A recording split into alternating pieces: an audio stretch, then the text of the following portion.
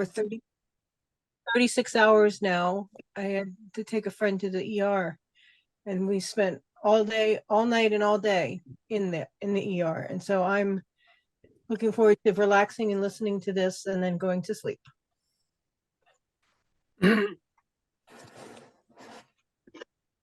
Well, thank you for coming for your second time. We're happy to have you here.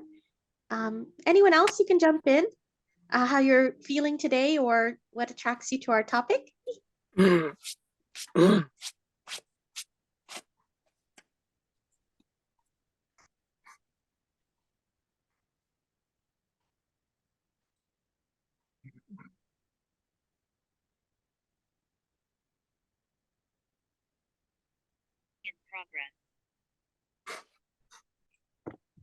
I guess it's possible that people may not realize they're muted.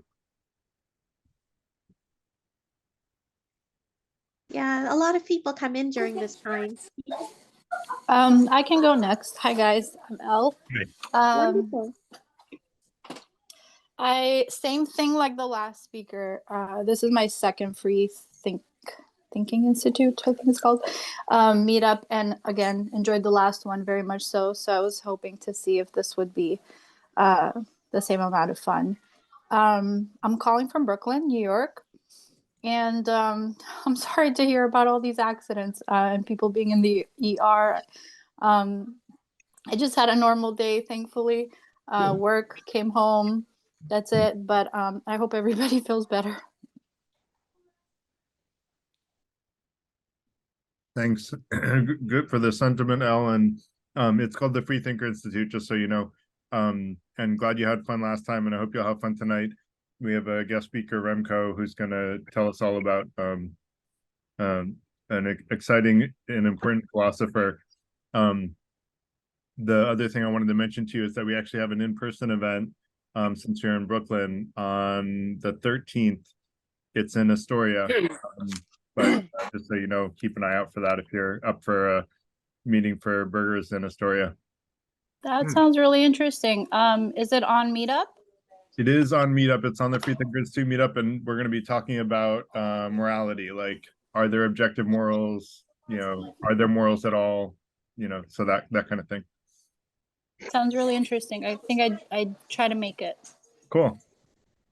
Thanks. I can go. My name is Tamara. I live in Philadelphia, and I attended the first meetup with this group last week, and I thoroughly enjoyed myself. So I'm doing it a second time to see what the subject matter is about, because I'm really not familiar with this author or philosopher. Oh, and just to let everyone know, anybody who's new, we always welcome ideas for upcoming meets. So you're welcome to put them in the chat and I'll keep track. Oh, Remco, you're here? Yes, I am. And looking forward to a fascinating conversation, because I'm looking forward for critiques, input, ideas, challenges, anything. But yeah, look, this is a really interesting man, and if you haven't heard from him, I hope that after this you'll be encouraged to sort of find a little bit more about him. Yeah, so everybody, that's going to be our host tonight, Remco. He's in Australia. So kind of him to talk about this great philosopher. And Garrett's also here as well. But we can continue if anyone wants to talk about how they're feeling today or how they're on to this topic. And you can introduce yourself as well. You can just jump in or raise your hand. See? Hey, I guess I'll go if it's okay. Hi, everyone. I'm Lawrence. This is actually my first time online with the group, although I do know Garrett. And I have read some Wittgenstein, consider him very, very interesting. Getting some audio feedback. It's coming from Sean, I think. Sean, I muted you because you had some feedback going on. Yeah, thanks. Yeah, as I said, I've read some Wittgenstein. I consider him a very interesting guy. Looking forward to this talk. And I also just want to mention, I put in some of the chats on Meetup that I run a Meetup also, and we're going to a Wittgenstein movie that's being held in the Brooklyn Museum on February 16, and you're all welcome to join us. Thanks. Lawrence, you're welcome to post that the link to your meetup so that people can see that. So you're in the New York area. That's good. Yes, yeah, I should have said I'm in Manhattan. What is your Lawrence, meetup about? I'm affiliated with the Center for Inquiry, which is a secular humanist group. So we discuss a lot of things related to atheism, philosophy, science, and we hold all kinds of events. We go to art galleries and we do volunteering and lots of things. Okay, great. So we'll get in touch offline after this. I'll get in touch with you. Yeah, and Great. Lawrence, if you want to post about that in the online community, feel free to do that as well in Discord. Great, thank you, Garrett. Yep.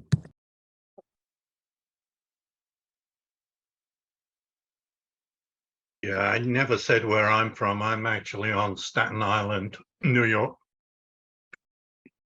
My first time. But is that an Australian accent? No, you're half a world away. I'm actually British. England. Sean, you still have that background noise, so please don't unmute unless you're speaking.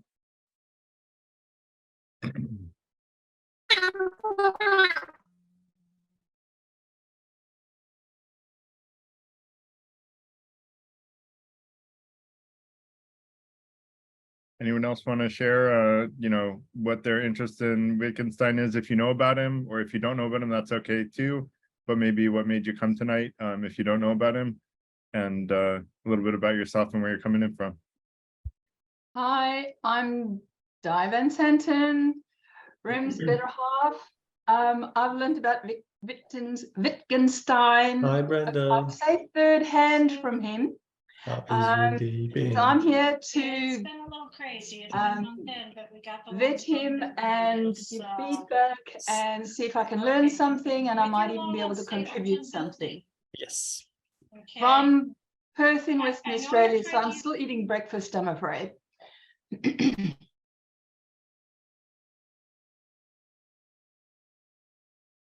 Well, welcome. I'm sure you'll be able to contribute if you want to, and that's optional, but we love for people to contribute. So anyone else want to go? Okay, I go. Yeah, How go about ahead. now? Do I have any background noise? Seems better, Sean.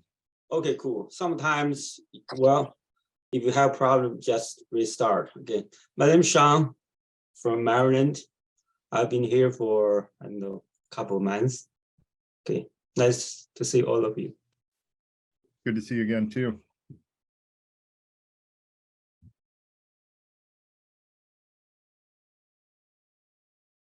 Hello? Yeah, go ahead. Can you hear me? Mm-hmm. Oh, good. Hi, I'm Callie. I am in Washington, D.C. My kind of curiosity on philosophy is from kind of a unique angle, I guess, because I'm a coder. And so I began doing like a deep inquiry into languages based on the remarkable miracle of being able to speak to our household machines these days. So I'm curious how I can learn more regarding these theories of language, and someone recommended Wittgenstein to me. I hadn't heard of his name before a couple of weeks ago, so I'm glad to kind of be sharing this with a global audience. This is really cool. Welcome.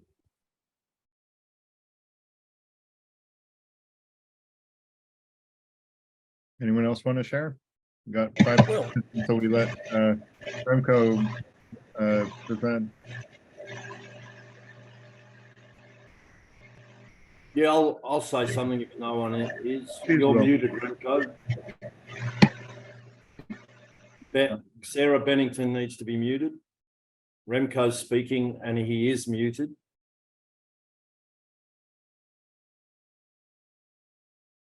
Yes. Okay. All right. Look, I'm delighted to see as many people as there are, Garrett, and I love the spirit of the Free Thinker Institute. We need more of those sort of entities to just sort of break the boundaries of our ways of thinking and our ways of, our conditioned outlook on life. And I'm going to take I don't want to make a talk out of it, but Wittgenstein, it changed my life, changed my outlook. I'm in my 70s now, and I just wished I'd encountered him earlier in life, because it's extremely liberating. So anyway, I just wanted to say, terrific to see as many people here dealing with a rather difficult and let me add, a very controversial philosopher, because he upset a lot of people, particularly the philosophers. He set out to destroy philosophy.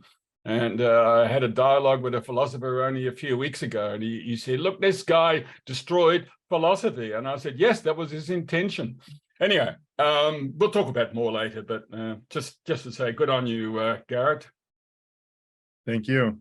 And thank you for presenting him, because I don't know if I don't get him or I don't agree with him, and I'm hoping to figure out which tonight. So, well, hello, I'm also from Australia, Melbourne. I really like the later Wittgenstein and his concept of language games, which means language paradigms, language models, and it woke me up to the fact that within any one society, there are dozens of communities, each one with their own language paradigm, which means that within each game, within each paradigm, a particular concept or word or term has a different definition. And that's quite a problem, especially for those of that particular philosophical mindset where there must be one true definition of a word. And the problem is that that same word will have dozens of different definitions depending upon the particular community and their language game, their language paradigm. So it gets, yes, that's enough for me. thanks, David. Welcome. Anyone else want to share their background and thoughts on Wittgenstein or what brought them tonight? Yeah, this is Sarah. I'm in San Diego, and did not know anything at all about the philosopher. But I saw a picture that, basically my whole life, I've wondered about language shaping perception and communication. Especially when I started to learn another language, I started thinking in that language and realizing that the whole construction of my thought was different. So here to learn. Good for you. You really learn the language well. If you start thinking in it, that means you really get it. That's congratulations. If you didn't live in another country and managed to accomplish that, that is particularly impressive. Anyone else want to go? David, I don't know if you're meaning to talk, but you're muted. I'm also from San Diego. Great.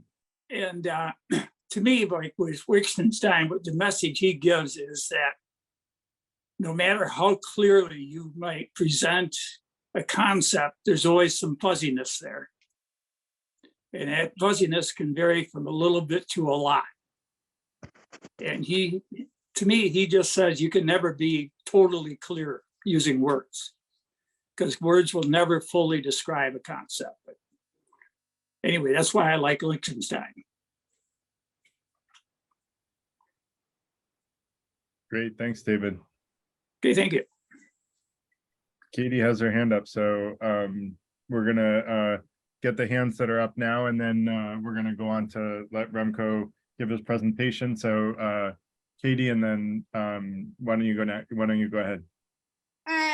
One of the things I really like learning about is a referent and what it's referring to, whether it's referring to something tangible.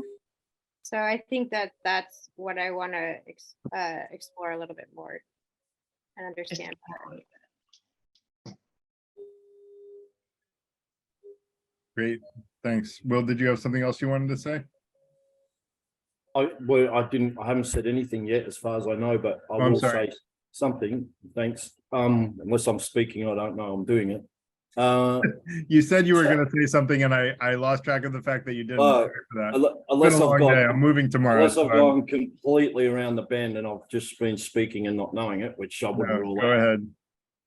So I'm Will, Sunshine Coast, land of Australia, about 2,500 miles north of David Miller.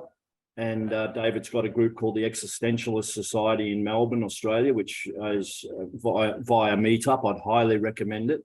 And I am addicted to Zoom philosophy meetings. I'm like seriously addicted to hearing my own voice, I think.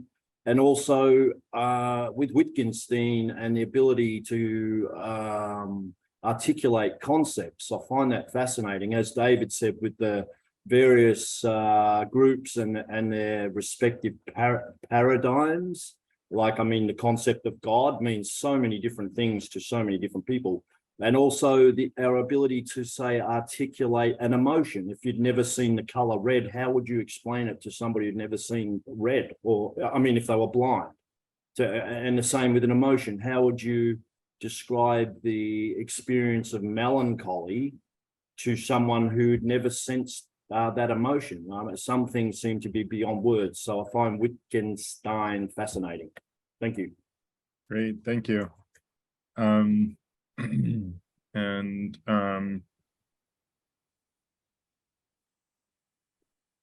we're gonna just do a quick introduction to the talk today. So basically a little bit about myself. You know, I'm the executive director of the Freethinker Institute, a software developer turned software inventor turned entrepreneur. And but tonight is going to be Remco presenting, and so I want to sort of give a quick intro to the Freethinker Institute, which is what this event is brought to you by. Is the Freethinker Institute. We're a not-for-profit looking to empower and support members in both personal and professional development. We want to help people be the best version of themselves, seek truth, and be fair. And basically, we have free events like this on every Tuesday evening on topics usually not covered in academia or industry, usually intellectually interesting things. And we try to keep it with a practical bent, although not all of the sessions have a total practical bent. Sometimes we just get philosophical. And then we have members only events that are for applying practical wisdom into our daily lives for a smaller subset of people. And Ellis will post information about that. We have only one rule in the Freethinker Institute, and that is to remain polite. I recommend trying to keep calm, cool, and collected when describing your opinions, because when we get too emotional, we start to lose the logic that I think those of us that attend a meeting like this hold dear. And so trying to keep a little bit dispassionate keeps us logic. Even if we disagree strongly, it's better to ask questions to understand why someone else came to their conclusion rather than getting upset about the conclusion that they came to. We learn more from asking questions than we do from asserting our opinion strongly. And so with that said, I do want to introduce Remco, who's a longtime member of the group, and other people that are interested in presenting are welcome to reach out if they want to present on a particular topic. So a little bit about Remco. Remco van Santen is a former chemical engineer and business consultant who is enchanted by Ludwig Wittgenstein. Remco is a former aeronautical engineer Ludwig was a former aeronautical engineer that shattered our understanding of language. Our understanding of the notion of a language game has helped him start My Clean India. That's Remco, in a foreign country before being formally adopted by its prime minister in 2014. And Remco is passionate about sharing Wittgenstein and offers to tune into the deeper, profound levels of communication and understanding. So with that said, I want to let Remco take it away. Thank you, Remco, for agreeing to present tonight on this very fascinating man. Yeah, thank you, Garrett, on that. Excuse me. On that introduction. Yes, I didn't want to over promote myself, and I think my enthusiasm from Wittgenstein came from sort of recognizing the shackles that I had bound myself in for much of my life. And, you know, a bit like Nietzsche, Wittgenstein, it makes visible a lot of concepts that we carry as truth. They become reference points, and they, in Wittgenstein's terms, his objective is to show the fly out of the bottle. We're all like flies in a bottle, and we just can't see that bottle. And, you know, Wittgenstein set out to do that. And just before I run the slides up, let me just say a couple of things about him and about my talk. First of all, I have more slides that we can realistically show this evening. So I would encourage you, Garrett, at some point you might say, that's enough, thanks, Remco, because I will carry on beyond perhaps the comfort zone. Remco, if you go past 8 o'clock, I'm gonna cut you off. So go 8 o'clock. Yeah, that's cool. Time it out. Just jump in, because okay, my enthusiasm sometimes gets carried away. So please, and I want to get the best out of this. I'll leave that to you, Garrett, to decide on whether we have questions as we go along, or we leave them to the save questions till the end. We found that things get derailed if we don't save questions till the end, and most people's feedback was to save them till the end. Yeah. Okay. So a little bit about background. Perhaps let me put his picture up, and then we can talk to the picture a little bit, because I want you to get a sense. This isn't just going to be I don't want to make this a lecture on philosophy. You have to understand the man to understand his philosophy. And if you understand the man and where he came from and the sort of environment he was in, then you begin to understand what his philosophy is, why it is highly respected, and at the same time, he's also disliked from many quarters, and with good reason. And it has to do with hubris and what philosophers think is philosophy, and that Wittgenstein set out to question, let's put it that way. So let's pull up the screen, and we'll put a picture up, and we'll talk from that point onwards. So you should be seeing a screen, and if I press the F5 key, we should be seeing, hopefully, what? We see your clouds. You're seeing clouds? Clouds and a motorcycle. Oh, that's my motorcycle. Now you know I ride an R1200 RT Beamer. Okay, so why am I seeing? Now I've practiced this. Okay, when you say share screen, Remco, it'll give you multiple screens to share, and it'll give you a little. Yeah, I've done this before. I practiced it, but for some reason, I'm getting why the F5 key is disabled. Let's try it again.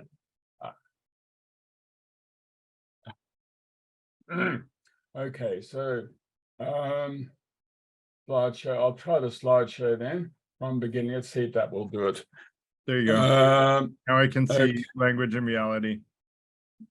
And are you seeing it full screen now? Yep, full screen. Full screen. Excellent, excellent.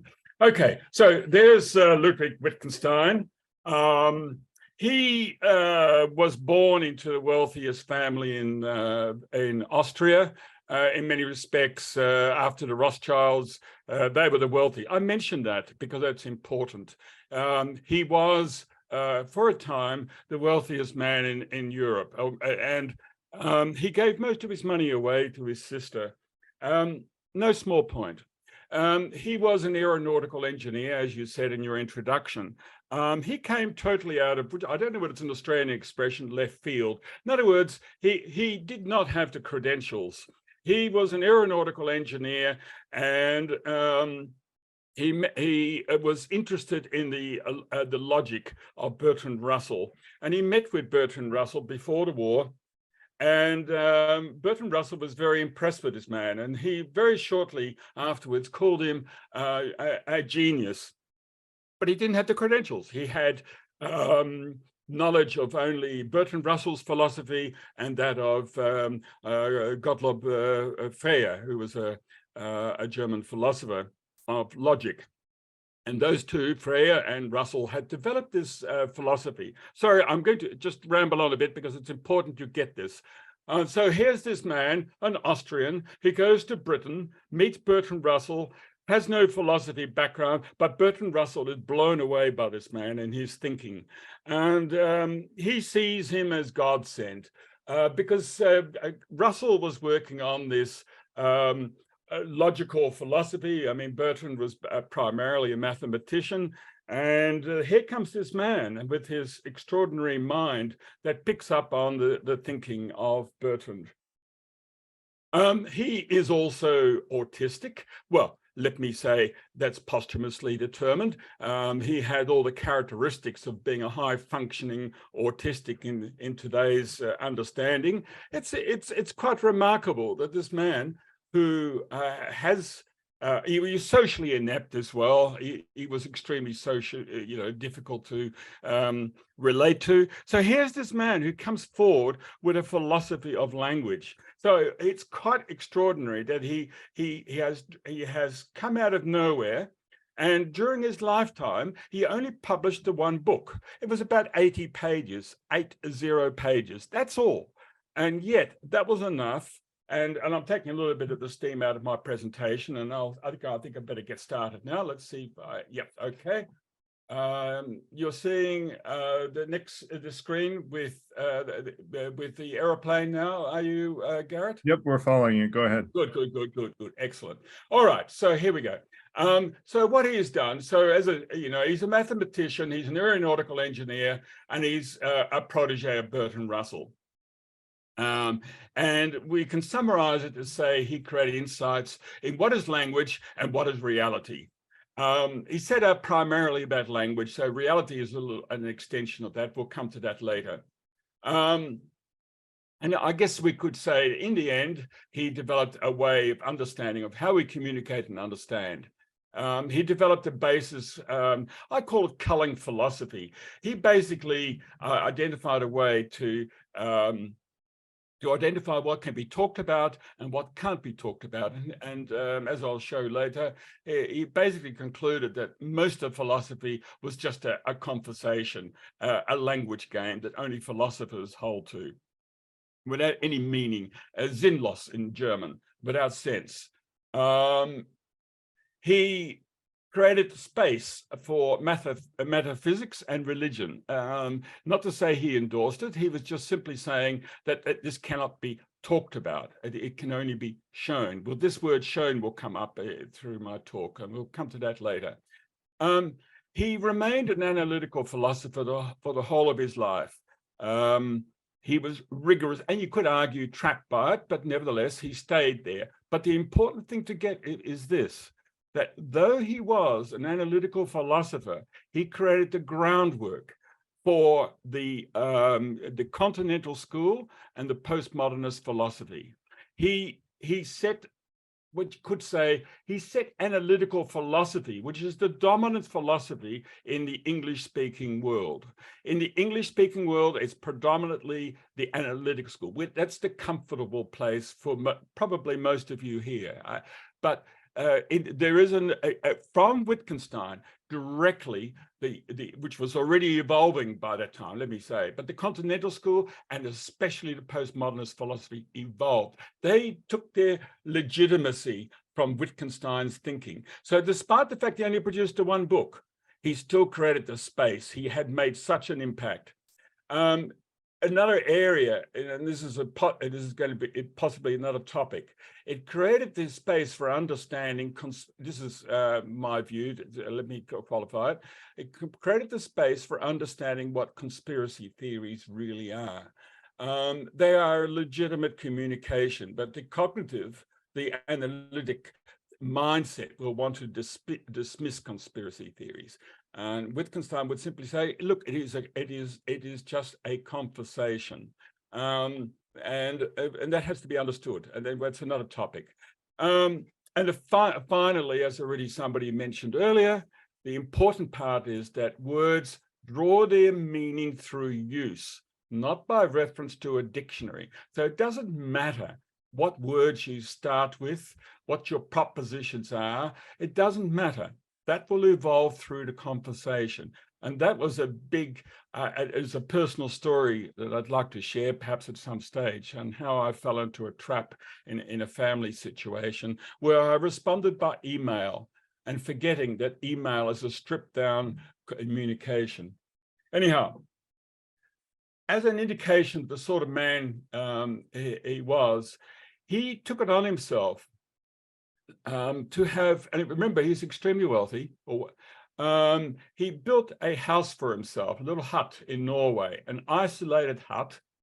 And you can see the image of it there, and in the insert there, you can see how it was before it fell into decay and was ultimately destroyed. Now it's been reconstructed, and what you're seeing here is a reconstruction. You can go to Norway and visit this village, which has adopted Wittgenstein, and you can, there are apparently lectures there about him. So I already know that one person is going there next year just for that purpose.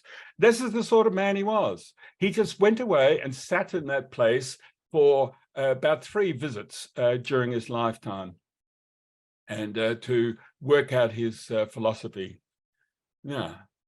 So, as I said, his essence was he used the analytic school, the analytic environment, and set it back upon itself.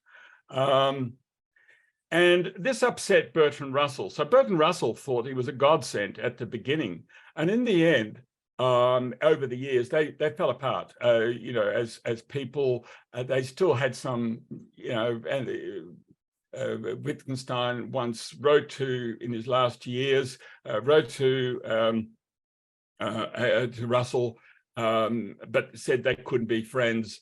And, you know, Russell thought that he had turned mystical. Freire talked about his publication, the Tractatus, as a work of art. And because you see, they stepped on the patch of the traditional philosophers, and they didn't understand what he was coming to. And throughout the whole of his life, he felt as if he was sometimes swimming against a stream. But, you know, nevertheless, his publications got through, and many, he drew people from around the world.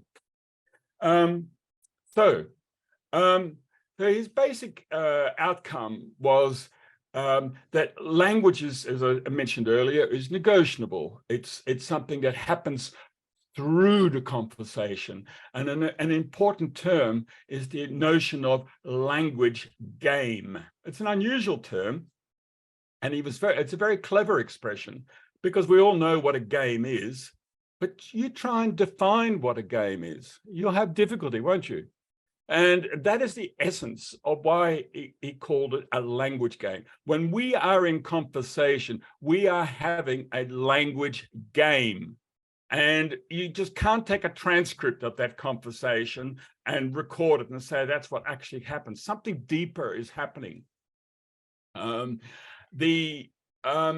I have a symbol there. If I had time, I'd talk more about it. But, you know, the tom-toms, when there is a communication by tom-tom, it isn't as a Morse code type communication. No, it is an attempt to get into the other person's mind. And it's the feeling that is being promoted through the drums that promotes the communication. A fellow by the Ian McGilchrist, author of The Master and the Emissary, a highly recommended book, talks about that as well. I'll mention him briefly a little bit later. Language is more than the bits and pieces. In other words, you just can't pull it apart and analyze it. And in particular, this is probably the most important thing, really, that Wittgenstein came about, and why he, through that, upset a lot of philosophers. He defined the boundary between what is sensible to talk about and what is nonsense. And that is probably his greatest contribution. And he felt that much of what is, as I mentioned earlier, what is philosophy and what we call philosophy is really, and I'll use it here now, is a language game. So the philosophers were playing a language game, and he was saying, look, you're just playing a language game. It has no meaning. It's sinnlos. It's senseless. And remember, he's a German speaker.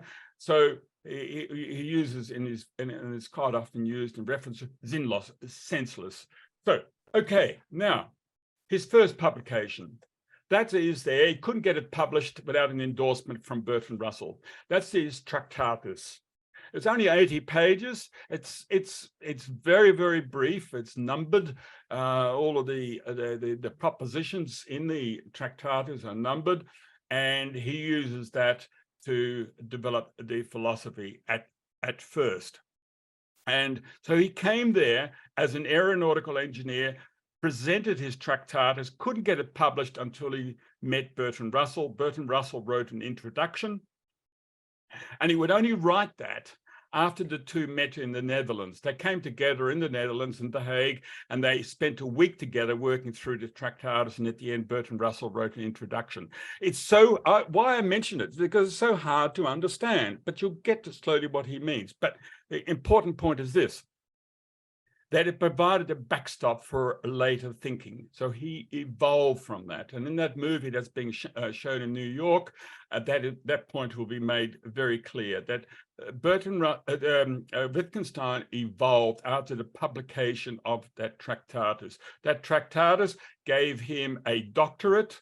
It gave him ultimately a professorship. It ultimately launched him to the world stage, to the point where he's seen as by many as the greatest philosopher of the 20th century. And some are prepared, and I will stand with them, say he's possibly one of the greatest philosophers ever. He's the most influential philosopher, certainly. And that was the beginning. However, it's not as if he sat on his hands after that, but when he first published it, he thought, this is it. I have shown what philosophy really is. Most of it's just blah. And he went away. He even went to war, and he fought on the side of the Axis powers before he went back to Cambridge and continued. Anyhow, the important point is this. Remember, I said that Bertrand Russell was a mathematician. He used what it was called logical atomism. And what you're seeing in front of you is what some of you have got, if you have any chemistry background, is a periodic table of elements. And what this man with the beard on the left, his name is Mendeleev, he was a Russian, he discovered that these elements that were being discovered were actually formed a structure, a logical structure. And you can see these columns of elements. You can see on the left there from hydrogen down to francium, and on the right from helium to what's his organism. It doesn't matter. The point is there is a structure there. And that was what inspired Russell and Freire to come together with their idea about atomism and using that, logical atomism, using that for language. Now, the point is this, that when you describe, let's say sodium chloride, salt, common salt, it is this, I don't know whether you can see my mouse, if not, the Na is sodium, and on the right, the chlorine, they come together, and it has a relationship. The word relationship is relevant. And this is the essence of what Wittgenstein took on, that when you talk, it is not the words that matter. It is the relationship of those words. And it's the relationship of those words to the relationship in the world. Now, so it is not, we tend to think of each word corresponding to a thing out there. And this is the thinking of Saint Augustine. I've forgotten what century, well, probably about the 4th, 5th century or so. This is our thinking, and this is my thinking. I used to think that every word corresponded to a thing out there. And what Wittgenstein used, we said, no, this is about relationships of words, the logical form in his parlance, relating to the logical form of what is out there. And how the words are not as important. It's how you package up these words and how these relate to reality. This this very concept was adopted by Google in about 2002, which was then Word2Vec, which was their algorithm that they used. It's now been replaced by what is called a transformer. And what Google has done is that they can actually deduce the word based on the two words on either side of the keyword. So when you're typing in a question, it will analyze your question and will see the form of the question. It's the form of the question that enables Google to do the search. And it's based on the, initially at least, on the Word2Vec, on the two words on either side of the keyword. So it's an exercise that a philosopher who was an enthusiast of Wittgenstein, he was employed by Google, and he developed this this algorithm based on that. It's now been, as I said, evolved as a transformer. Anyway, a little byproduct, by the way. Noam Chomsky, who was well known for his language thesis, it's now been generally conceded that language is not biologically innately rooted in the mind. It's something that evolves, which validates Wittgenstein. The other thing he writes in his Tractatus, he says the world is the totality of facts, not of things, of facts. In other words, it's how we it's our deduction, it's how we shape things, and they are become the world. The world is determined by not by the words, even though I'll come back to that later. And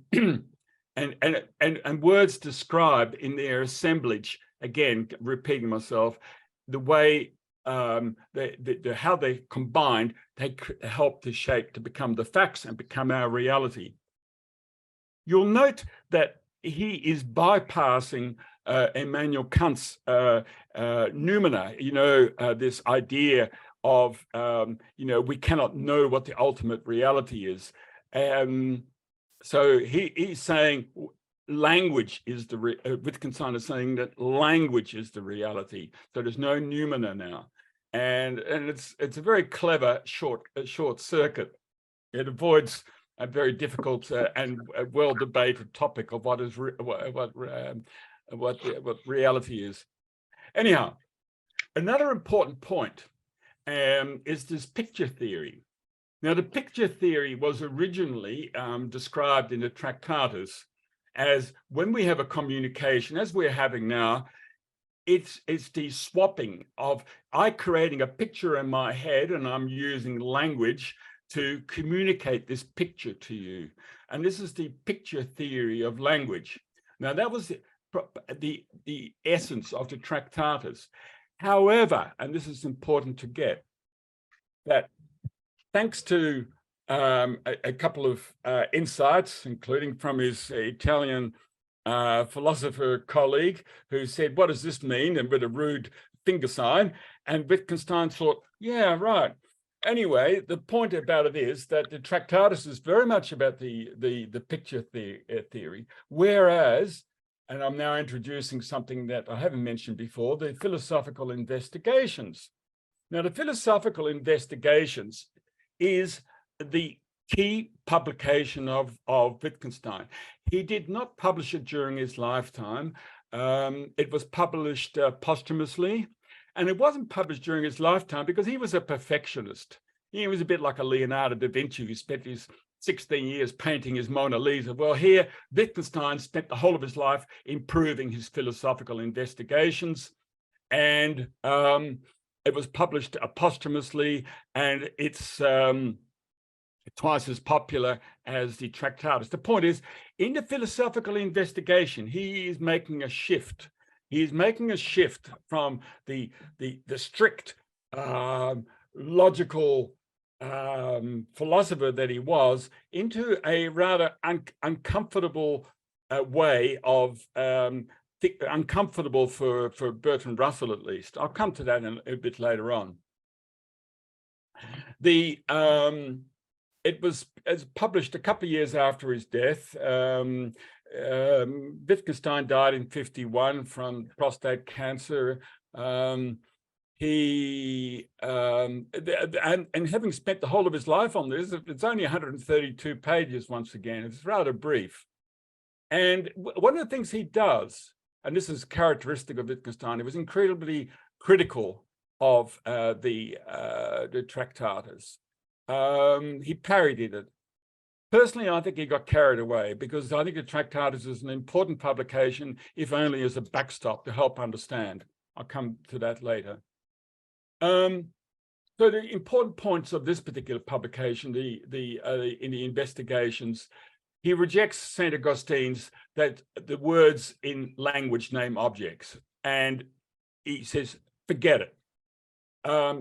Words aren't just tools, but they're helping us to play games. So recognize that when you have a communication, it is playing a game. And don't be too tight. Don't pull out the dictionary and try to lean on the rigorous definition of the words. And the other thing, this is the key bit. This is the key evolution in the philosophical investigations now. And I've got it in red there. You can see it in red. He says, language is a social reality, a form of life, Lebensform. What that means is that, and I've already sort of said it in many, in perhaps in a lot of words, is that when you're having a conversation, that is what life is. That is what that's the only thing that is real, and you are shaping, evolving that through the conversation. And every community, every society, every place you go, there is, even if the words are very similar, they will form a little bit differently. So if you emigrate to another country, as I've done, let's say, as I remember, I came to Australia at the age of 7 as a little Dutch boy. I learned English fluently within 2 years, but I did not really develop, I would suggest, that language game as Australians would have. There is a nuance, there is a subtlety, there is something about the communication. And perhaps as a chemical engineer in my mature years, I was called a typical arrogant Dutchman. Perhaps I clearly didn't participate in the game, in the language game like others. Perhaps I was too attached to the facts rather than to the people. It's an important point to make, and perhaps you might sense a little bit of my enthusiasm for Wittgenstein, because in the end I began to see myself in the process, and I hope you will do too. He called the philosophical investigations as a work of therapy. And you know, it's, and I certainly I can agree, I can see that. The point is that he's exposing, he's undoing the traps that we create for ourselves, and to be more comfortable in being in communication with the person and allowing the conversation to flow. Let's say you're sitting opposite an anti-vaxxer, for example, that, you know, they may have a lot of bullshit coming out in their reasoning. Hey, listen, just follow the conversation. Just what is the message? There is something underneath it all. Just like the insurrectionists on the 6th of January, you know, last year. These people were communicating something, and underneath it all, there is something profound, and we are sometimes blind to it. Anyway, another final point on that, the private language. I don't know whether we'll have time to talk about it, but he rejects the notion, and it's a key point, and that man sitting there with his hand across his face is meant to be Descartes, and Descartes became very famous for his cogito ergo sum. He's saying, Wittgenstein said, no, you cannot have a private language. The essence of the cogito ergo sum is a private language. You cannot have a private language because it's either a nonsense, or it doesn't exist. You can't have it. He rejects it, and he rejects for that Descartes' duality. Okay, so look, I'm going to, because I'm mindful of the time, I'm just going to try and skip a few points here. So the important point is to get that red line on the very bottom there. Communication is a form of life.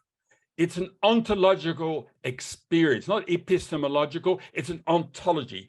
It's a beingness. It's being with the person, and really get that. You know, if there's any, one of the things I years ago I was reading Michael Porter's The Competitive Advantage of Nations.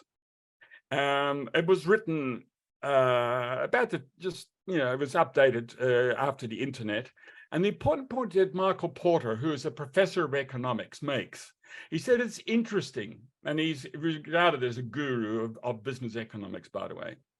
He makes a point. He said it's interesting that the internet, rather than creating the conditions for separation, big business wants to get together. The people will still want to hop on an airplane and communicate face to face.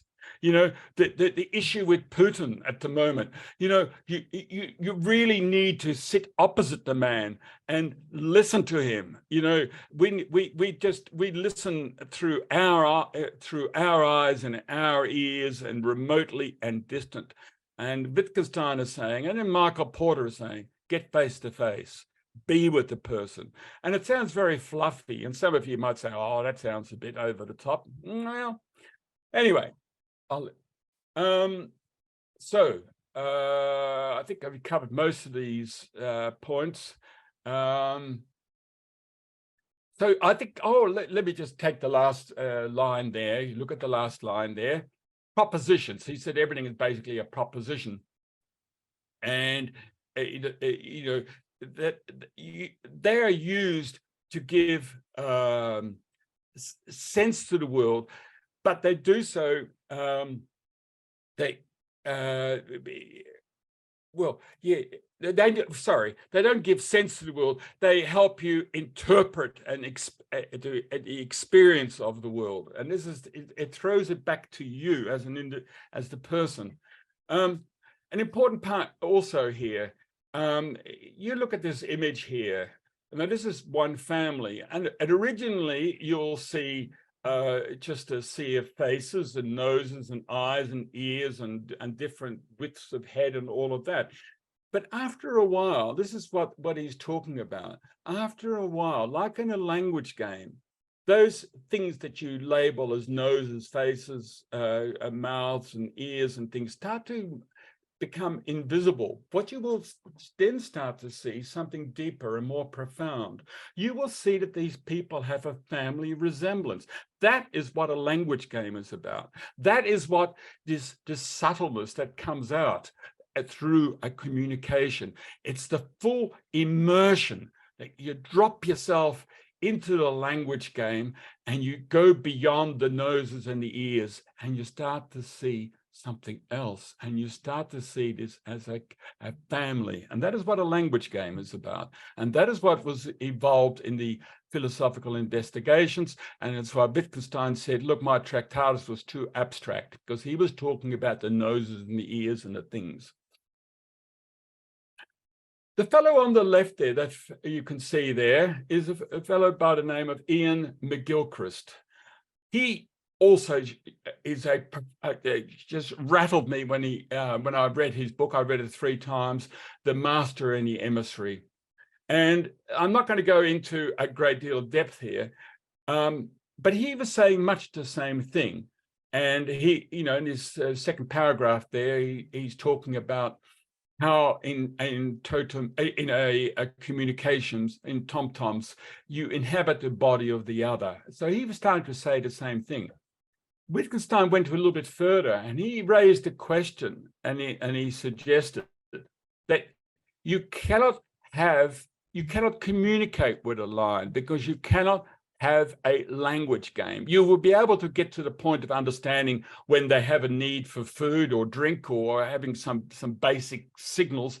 But even if you learned Lionese, that is the language of lions, you will never have a meaningful communication with a lion. It is impossible.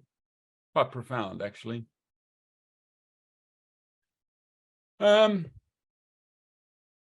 Right, I've said most of the points of this particular slide. So the important point here is about the picture theory, which was the essence of the Tractatus. He calls it a mind-created trap. Man is trapped by the picture theory, and we need to allow that to sort of see that as a first step to evolving a meaningful communication. So he talks about the messy clothing of language, that language is part of an activity, and he calls it a form of life. So you need the full context. I've talked about that. Again, I'm repeating, a language need not be logically and pictorially connected to the world. It's something quite, this is the point. He's making a distinction about how, when you're in a communication, that is the world. And that words acquired a meaning in use, and they're not tied up, and that's why I have a cross through the dictionary. It's a very abstract way of interpreting things. So language is social and conventional. It's not objective. When we're speaking, it's like a game. So language isn't separate from and doesn't correspond to reality. I've said most of these things before. I think the last line, just hold on to that. Communication is a language game. It's a form of life. And again, Wittgenstein was very scathing of his Tractatus. I defended and said, look, you need to understand the Tractatus. It gives you a red flag for identifying the trap that we tend to fall in, particularly if you've got a sort of a more rigorous mindset, you know, the engineer type person. You tend to think that emails, and particularly ASCII text without any emoticons, without italics, without bold, that's all you really need. And as I said, I had a disastrous communication with my son some years ago, and I would never do that again. Rather than addressing the email personally, I would have just let it fade and gone and met face to face. My big lesson. So here you have a picture of Odysseus. You know, he is aware that the sirens will overcome his ship. He's required all his crew to put wax in their ears and had him strapped to the mast. That is what the Tractatus really is. It's a warning. And, you know, don't get trapped by the words, and just be mindful of what the, what the message, the philosophical investigations. For a little bit of, I've got there in red, about the very famous statement, the limits of my language are the limits of my world. I made a reference to Jill Bolte Taylor. If you have time, I highly recommend the TED Talk by Dr. Jill Bolte Taylor. And she was a neuroscientist who had a stroke, and it took her 11 years to recover from that stroke. But the fascinating part of it was this, that her mother helped her through the recovery process, and it included assembling a child's jigsaw puzzle. But the important point is this, that Jill found that she was unable to assemble the pieces until she learned the words for side, for top, and learned the words for color. She had to learn the words to be able to assemble the pieces. Anyway, it's basically validating Wittgenstein. Yeah. My fascination with McGilchrist is coming out, and he uses the brain hemisphere, and the bicameral mind is a controversial line to use, because there are, and with good cause. I would prefer focus systems or prioritizing your mental resources, but what I was introducing here is the idea of the brain and the left and right brain, and the left is able to connect abstractly, just like the Tractatus, just like the autistic person that Wittgenstein was in his life. That's the left brain, very much McGilchrist line. And the two hemispheres, the two books, provide incompatible views. In other words, the Tractatus is abstract, and the philosophical investigations is a more integrated view. And the important point that McGilchrist makes is that you must have an integrated view, and otherwise you get an out of context perspective of the world. And yeah, this is a topic in its own right. If there was ever an interest, we could do a presentation on McGilchrist, because I think it's very important. So I've said all these points before, that about the left and the right brain. I prefer the left and right focus systems, or prioritized view, mind. So I mentioned conspiracy theories. We did a meetup last year or so on conspiracy theories. I think David might have run it. I don't want to get specific, I suppose. The point is that conspiracy theories tend to be rejected out of hand. They tend to be cognitively engaged and cognitively dismissed. Wittgenstein would say, yeah, they're theoretically rich and practically poor. In other words, these people are communicating something, and it may not be directly about what they're talking about. There may be something about authorities and having trust in the system.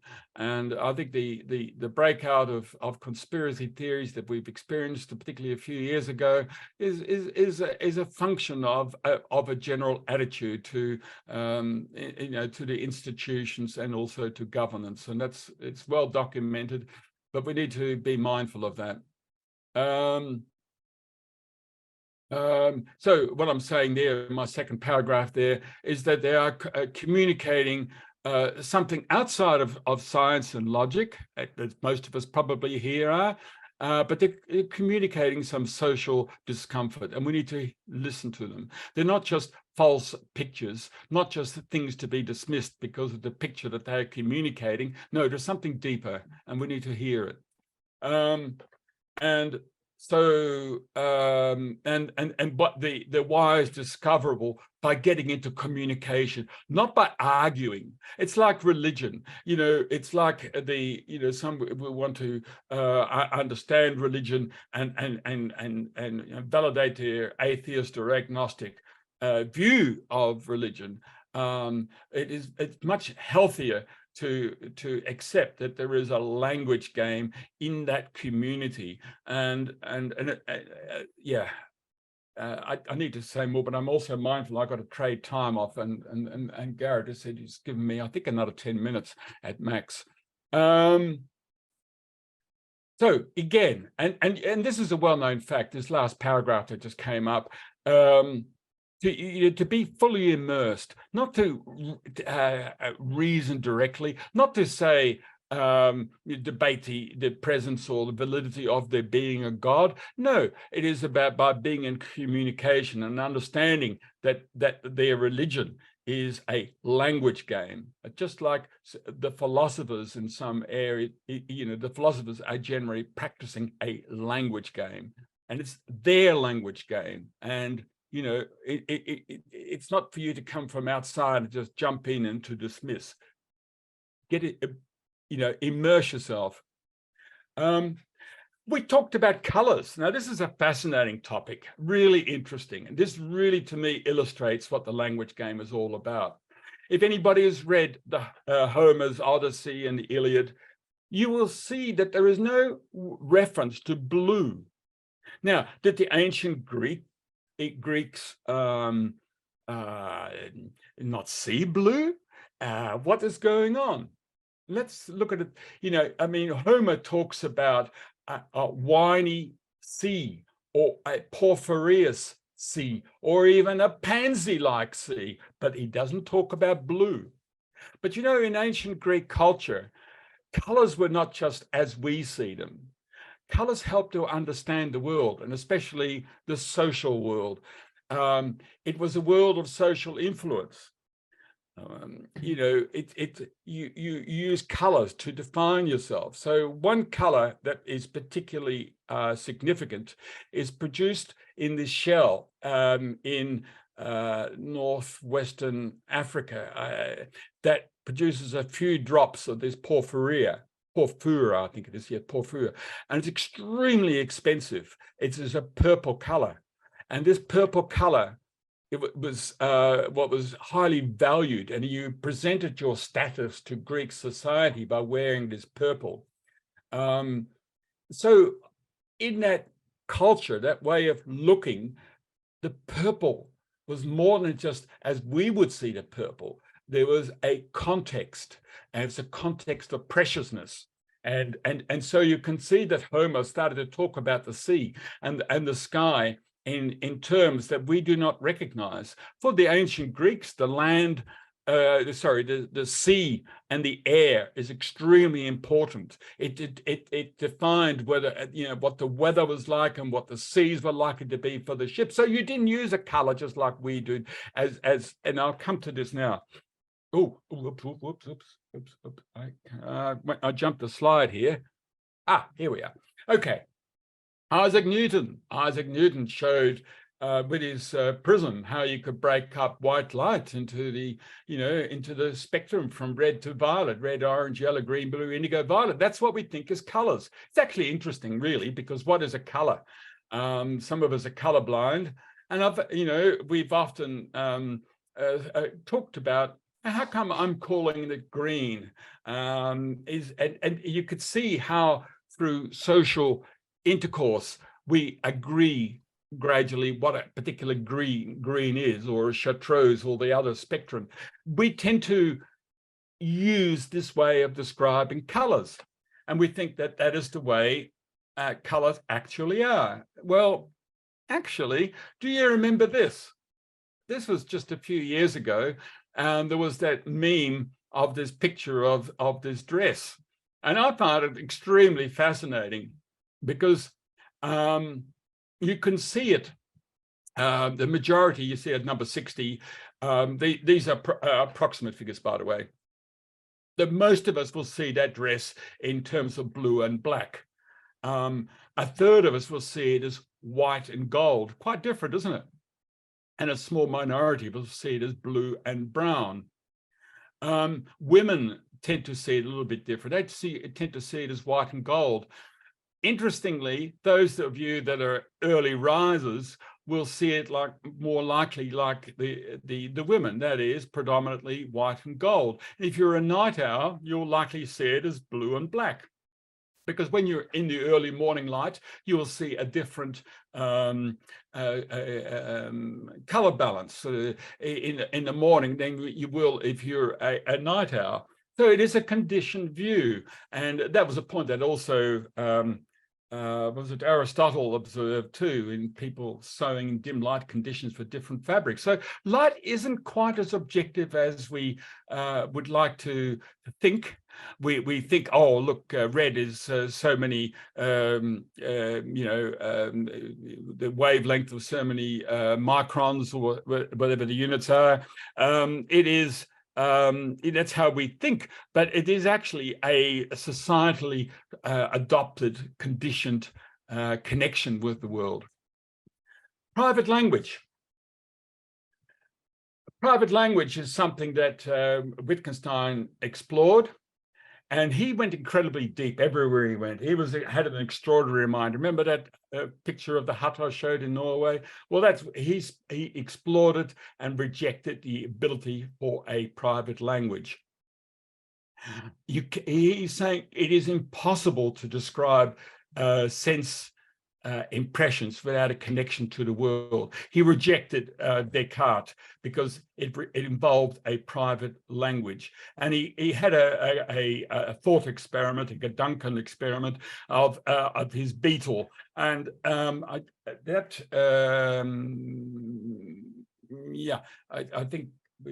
think I'm going into that. It was, if you're interested, you can read that up. The essence is that you cannot have a private language, you can't define your own language, and it means that things like pain, when somebody asks you what is the level of pain, it's extremely subjective, and it's something personal and can't be communicated. Yeah, so you can read up on that later on if you're interested. So with respect to Descartes and his duality, his cogito ergo sum, where he separates the duality of mind and body, he basically he's saying, look, Descartes had to create a non-deceiving God to avoid a solipsism. That is, can I put it? Descartes made these assumptions, and by these assumptions felt that he could get to a place where he had to doubt everything, and that was the basis of his thinking. And Wittgenstein says, no, that you can't have that. You can't have a doubt because it's a nonsense, because it's part of a private language. But Wittgenstein does agree that the world exists.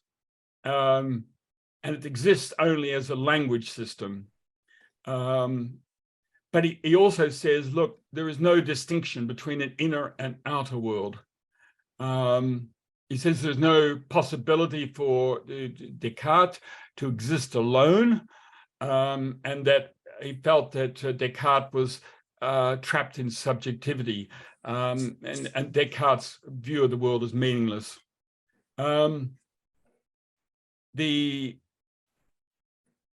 So the apparent divide too, this is often a very common topic among philosophers, is the divide between the realist and the idealist.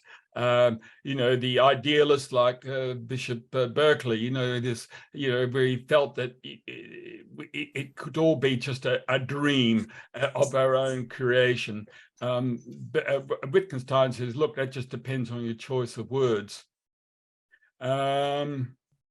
Interestingly, there's a lot of and this is by the way, is my last slide. I read with interest that there's in America there's a National Center for Biotechnology Information, and they acknowledge that to communicate pain is actually a language game. And, we like to have it objective. And I think that if I remember right, there is a name given to a ranking of pain by some physician. But, Ludwig is saying, look, that's just a language game that evolves. You cannot have any objectivity. And this is my last slide now. And one of the interesting things he says, and this is the controversial one, and it's basically aimed, this is out of his Tractatus, his first publication. And this is the thing, and this is the, it took me a while to really get this, that if you think you understand his propositions, you'll also recognize them as nonsensical. Now that sounds, what? He is trying to take us beyond words into another domain. And this is also called Wittgenstein's ladder, that, once you've ascended the ladder, you throw away the ladder. You don't need them anymore. So the whole essence of his Tractatus, the whole essence of his philosophical investigations is leading us up along this path where we go step by step by step, and we finally come to a place where you throw away everything that you've used. It is no longer relevant to the way that you connect with the world. It is now back to you in the world. It sounds almost like a solipsism, doesn't it? But that's why that second statement here, and this is a quote out of the Tractatus, he must transcend these propositions, that is the propositions of the Tractatus, and then he will see the world aright. And that is a typical statement out of the Tractatus. It's brief, to the point, and you have to think. One of the key things about Wittgenstein, he doesn't give answers everywhere. You know, in all his writings and all his notes and all his subsequently published, posthumously published books, you know, and there are quite a number of them. He does not provide answers. He feels that philosophy should be about asking questions, and that's all he does with us. He asks questions and then takes us down, and we have to work it out for ourselves. And that is my presentation. And oh my goodness, I'm right on well, what's local time, 9 o'clock. Garrett, I've met your requirement. Very well done, my friend. So now we're going to take questions. And Ginny has had her hand up for a while. I don't know, Ginny, if you have a question. I have a, is it okay if I react to something he said? Yeah, please. Okay. Well, he made a comment, Remco, at one point, something about Putin, you know, have a conversation with him. And this is my reaction to that. How can you have a conversation with somebody, in my opinion, who doesn't think like a human being, who have no one iota of sense of humanity about him, who has caused so many deaths within last year? That's my reaction. He cannot have a conversation, and then I don't think he would ever want to have a conversation with anybody else anyway. He doesn't know how. He doesn't know how to have a conversation with anybody. I'm sure there are people that he wants to have a conversation with, but the answer is you tell him exactly what he wants to hear, because if you don't, he'll kill you. So that's really the answer, Ginny. Like, whatever he says, yes, Mr. Putin, you are the best. You are the best. Yeah. Okay. Yeah. But no, I taking your comment seriously, I'll let Remco respond. Sorry, yeah. In my opinion, he's a monster. He's not a human being. Yes, he's all of that. But, you know, there is a conversation to be had. And we should stay with Wittgenstein and not go into the realm of politics. But, you know, there is something there that we're not, that we are blind to, and we need to engage. And I think it's totally reprehensible, in my view, not to have a communication with this man, notwithstanding anything that you might feel and anything that you might say and judge and evaluate. There is still a conversation to be had, because, you know, Russia has a pain, I like the term pain body. It's been invaded twice by NATO. It has a discomfort, and he has engaged that pain body, and be clear of that. Look, I think I'm going off the rails now, but when was Russia invaded by NATO? By Napoleon and then by Germany. I am using it metaphorically for the people of Russia. Okay? No, okay. I'm being lenient. Remco, that's not NATO. NATO didn't exist back then, my friend. You're being very literal now, my friend. I am. NATO We're playing a language game, word right? in your mind. I'm allowing for that to float as a concept, and this is in the Wittgenstein modality. Okay. Thank you, Ginny and Remco. Lawrence, go ahead. Yeah, thanks. I want to first say that Remco did a really nice job on a quite difficult topic. And the question I want to ask him is about how he sees the relationship of the Tractatus and the investigations. Because I've read that philosophers commonly consider that the investigations to be a complete repudiation of the Tractatus, and that I've read several times that that Wittgenstein did, quote unquote, the most famous about face in the history of philosophy. Whereas you referred to it as still quite relevant and a backstop, as if it's a sort of necessary underlying background, where my view is that once you understand that language is a game, you no longer think that language is necessarily a picture of the world. So the foundational thought of the Tractatus is actually wrong. Well, what's your view?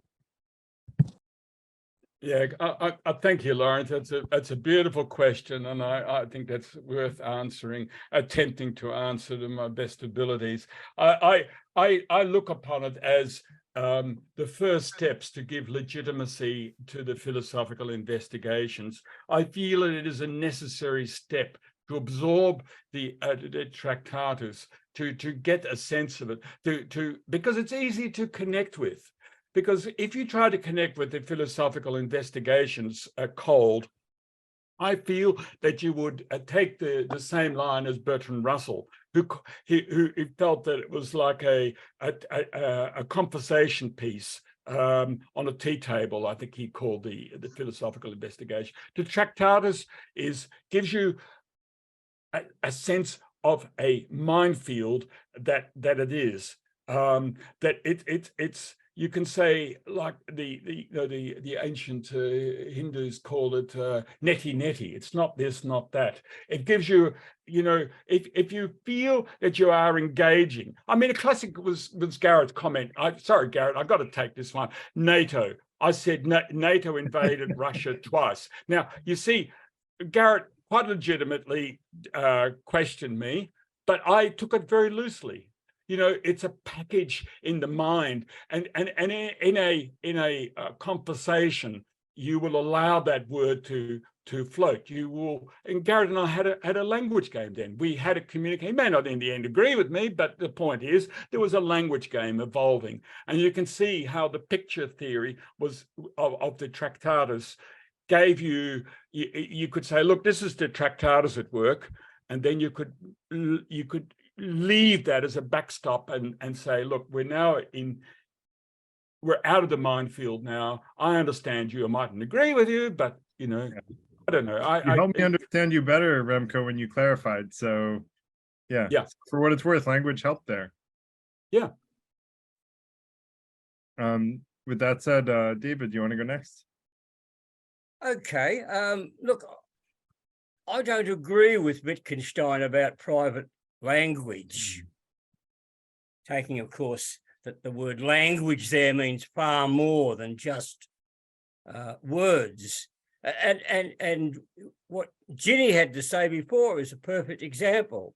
She's come to her conclusion about Putin. It's her individual private conclusion based on, everything. Her language, feelings, her knowledge, etc., etc., etc. But she, as an individual, has come to a conclusion. Now she has to communicate it. So we can call her conclusion her private, individual, internal conclusion. But she then needs to communicate it. And depending on the particular grouping with their particular language game, their use of their words within their language game, she then has to attempt to communicate her conclusion, her private individual conclusion to them. Now, it seems as though Wittgenstein, to me, seems to be denying the relevance of your individual private conclusion. Now, I would dare to suggest, no matter how socially indoctrinated, no matter how conditioned and brainwashed we are by our civilization, our society, we still find that we disagree with our brainwashing. And that is our private language, if you want to call it that. And then we have to communicate it. And we can only communicate it by using the language game of the people we're attempting to communicate to. Anyway, that's enough from me. Thank you, David. I think that's fair comment. You have a bundle of thoughts in your head, and I think we need to learn when we are speaking to listen and hear how the other person responds and allow that to evolve in the process of that conversation. You may not agree with it, obviously, and we've already taken Putin as an example of that, but to allow it to evolve and see what comes out. You can already see that I have a more conciliatory attitude, not conciliatory, but like I say, a more open attitude, because there's something we need to hear, need to feel, need to sense, and that can only be done by being in the full immersed language game. Thanks, David and Remco. So Remco, I guess my observation is, and even in the quote that you gave where he said that to understand his comments is to see them as nonsense, there's a lot of contradictions that I see in what he says. But if I try to read them with my best, like listener hat on, I guess it sounds to me like he's saying language isn't perfect. It's got lots of, flaws, but it is not a bad way of communicating. It's just that we need to listen more and talk less when communicating with each other to communicate effectively. Is that like an accurate read, or is he saying that communication is more or less useless? And if so, then did he actually stop communicating with language in the latter part of his life? Well, with respect, Garrett, you need to give up that distinction between language and anything else. Wittgenstein is saying language is all there is. Language is all there is. Now, I will make a move on the board of the game. I will make a move, and you will make a move, or the other person will make a move, and then you will make a move, and then you'll make a move. If there's more than one person in a particular board game, then another person will move. But gradually, something evolves. And I think it's that something that is beyond what you may have originally intended. And that is all there is. That is the reality. Does that make sense? No, I guess, let me see if it doesn't totally, but let me see if I understand. Like, when you say language is all there is, I mean, you also said that he defined language in terms of practical use, but I would argue that's how dictionary definitions come about, is how are these words commonly used? And if you and me were standing in front of a door, Remco, and you said that door doesn't exist, and I said, oh, the door exists, Remco, try walking through it, and you tried to walk through it, you'd run into the door, and you would find very quickly that that door really exists and it's reality. And it turns out that my language was more accurate of a prediction of objective reality than your language.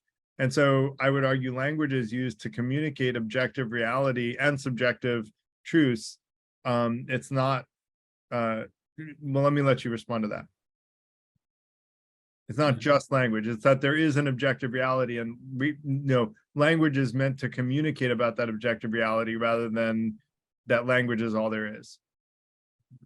Yeah, look, it's a viewpoint, Garrett, that you're holding on to, and all I can do is just repeat myself and say language is all there is. That is the reality, and you have initially a view, and let's say I'm the the other, then in the process, the reality will form between us, and that is all there is. There is no other. There is no reality beyond that. It is you and I, or me and the others, in a communication that evolves. It's a game, and that is what that's why he calls it a life form, a Lebensform, a life form. That's all there is. There is nothing else. It has the same validity as it has the same substance as a human being. It has the same substance as a human being. That's all there is. That's why Bertrand Russell called him a mystic. He couldn't handle that transition. This aeronautical engineer who suddenly became a mystic, talking about fluff. Remco, if I could please interject, when Wittgenstein says language is all there is, I believe what he means is language is all that we can know, and what's beyond language we must be silent about. Yes. So the language would say, yes, there was a door there. He wouldn't deny that there was a door, but all I can know about the door is what I can put in language about the door. I can't see the Ding an sich, the thing in itself. I can only know the part of it that I see in language or can communicate in language. And he doesn't want to talk about what's beyond. Right, He but actually thinks the world is made up of facts. That doesn't mean he denies material existence, but what we can know of the world is made up of the facts that we believe. Yes, then that's perfectly said. Thank you for coming in there, Lawrence, and clarifying that. I wasn't sure. I may not have fully read Garrett's map, but I didn't hear that what Garrett was saying about the door. But if you're talking about a door beyond the reality, yes, Lawrence, perfectly expressed. I thought we were talking about a thing, and it's in regard to the conversation around the thing, and that's where I was just trying to say that language is used to express, and communicate facts about objective reality. And I think Lawrence is agreeing that Wittgenstein would say that it can be used for that. And that, like some of what you said, Remco, made me feel like he was in that camp. And then other things you said made me feel like he wasn't.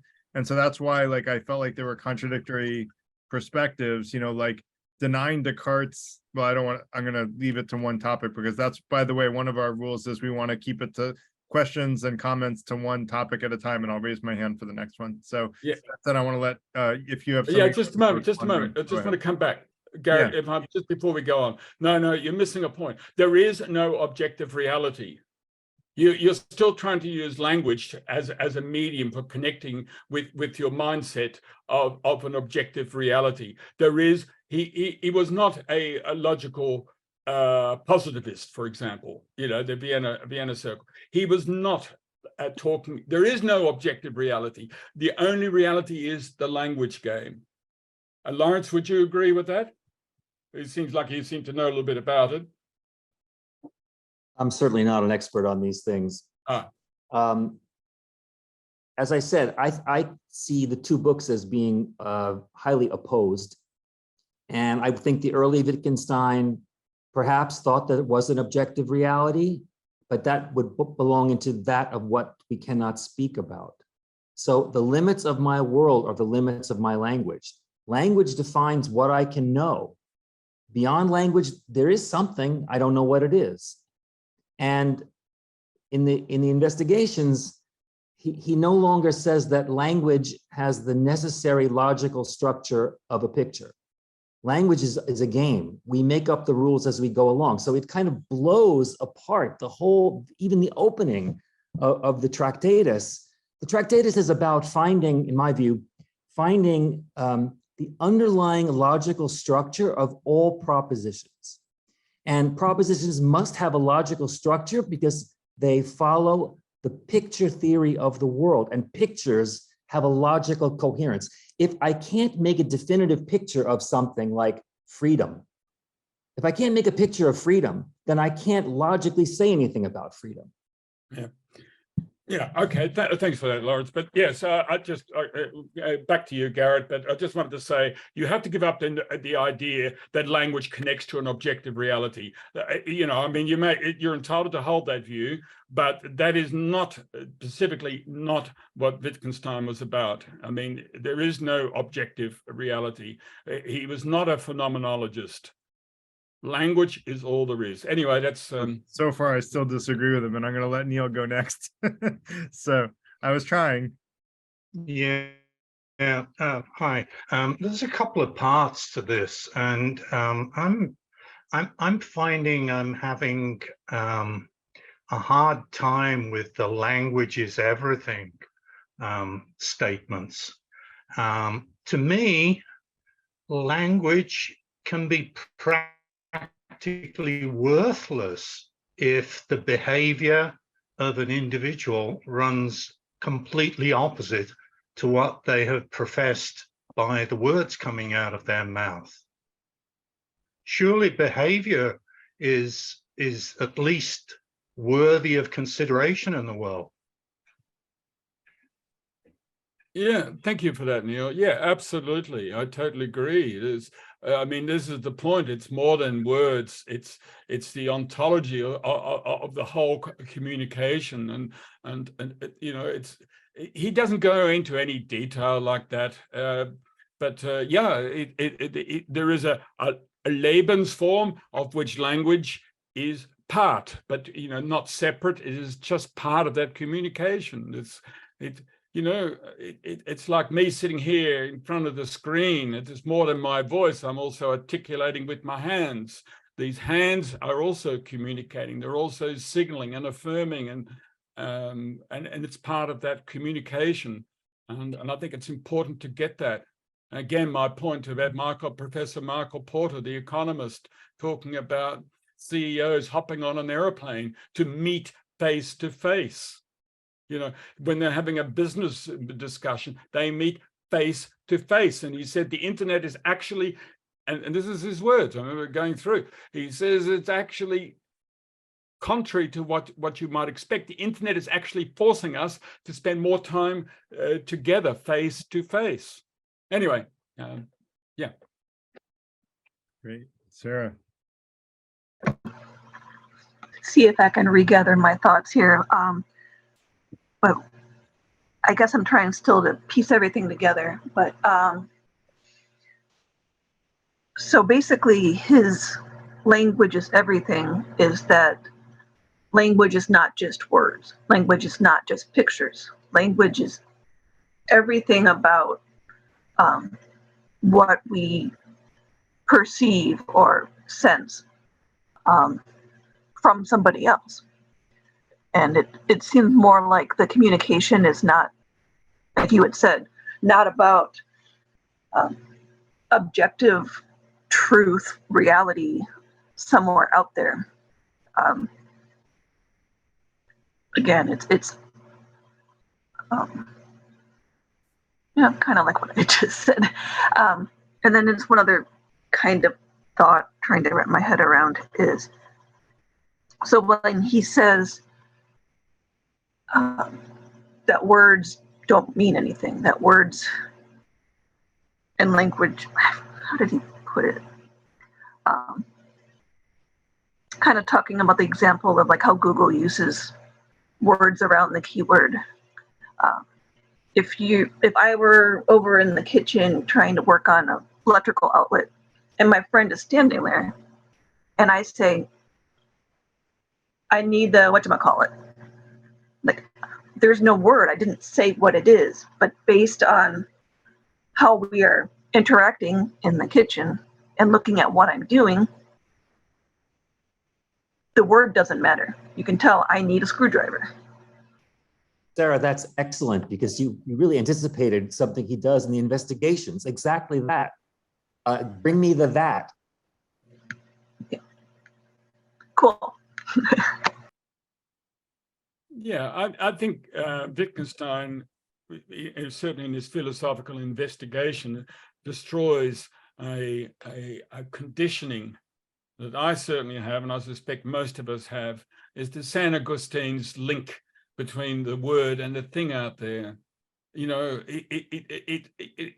Augustine describes how he learns a language by watching others and seeing how the word corresponds to a thing out there, and that is our way that we think. And Wittgenstein is saying, look, that you need to move beyond that. And you were communicating to me, Sarah, and I felt you. I felt you dealing with something in your home, and yeah, that's all I can say. I felt you. That's all I can say, and that was beautiful. And it's something that, if we have a recording and it was transcribed and recorded as text on the screen, that would not be a record of the communication. You were communicating from a place of beingness, ontology, and that is something that, and that's why Wittgenstein ended up seen as a mystic, because he was talking in a way that some of the more rational amongst us would feel uncomfortable with. Anyway, thank you for that, Sarah. That's beautiful. Great, thanks, Sarah and Remco. Ella. Sure, I was just thinking of David Bohm's dialogue theory and how it might relate to Wittgenstein's concepts. And I don't think Bohm ever quite finished it, but he certainly contributed a lot to these very similar concepts of Wittgenstein in how dialogue can be a free flow of meaning between people in communication and a sense of a stream that flows between two banks. And so you have two different viewpoints, and with so much polarity in the world, and the fact that it's fed every single day, 24 hours a day, with our own point of view, confirming our own bias, it sort of really is reinforced all the time that what we believe is essentially, the objective truth. And it may be, and so we can learn the facts about our situation, and we can learn to state the facts and state our own ontological reality and how this affects us and others as best we can. And at the same time, although this part is very difficult, if we could listen to one another, there are a lot of people, even in the US right now, that are hurting for a number of reasons that haven't been heard. And people that, if they could sit down, I think, and discuss these issues in this kind of way, really trying to hear at a deeper level what the problems are that each of these groups are facing, that we may not be in the situation we're in right now. So those are my thoughts. Thank you.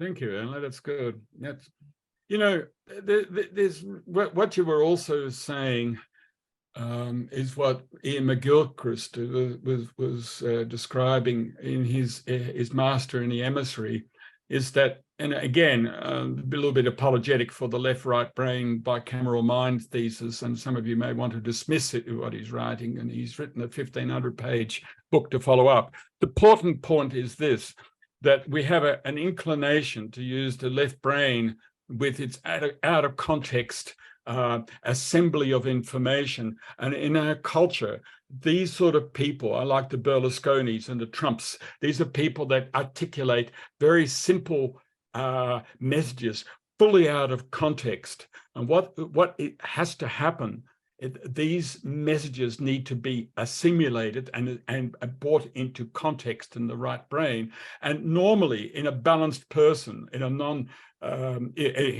balanced person, that is exactly what happens. So something is articulated, you perhaps may grab a couple of words, 3 words, and create a conversation around those 3 words, but you will lose their full meaning, the full depth of the communication, without it being contextualized. It needs to be brought back.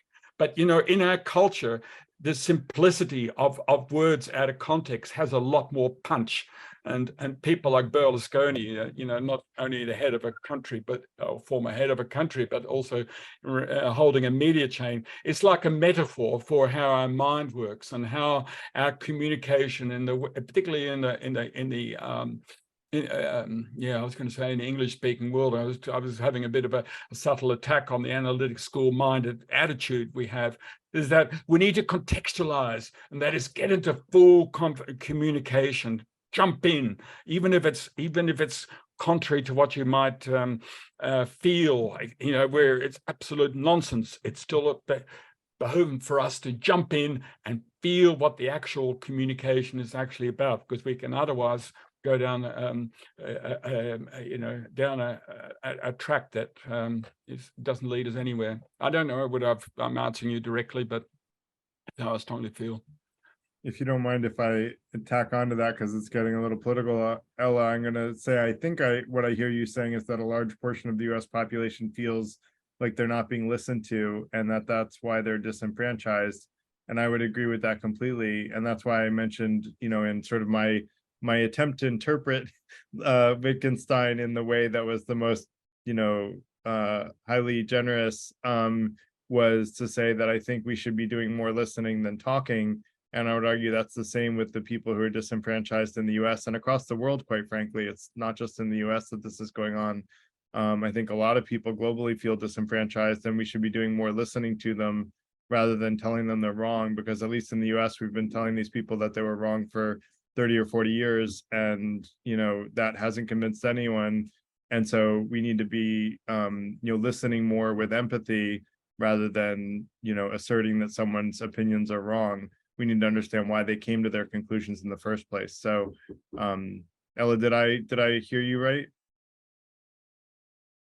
Yes, the specific example I gave, and it's only one because there's a lot of pain, obviously,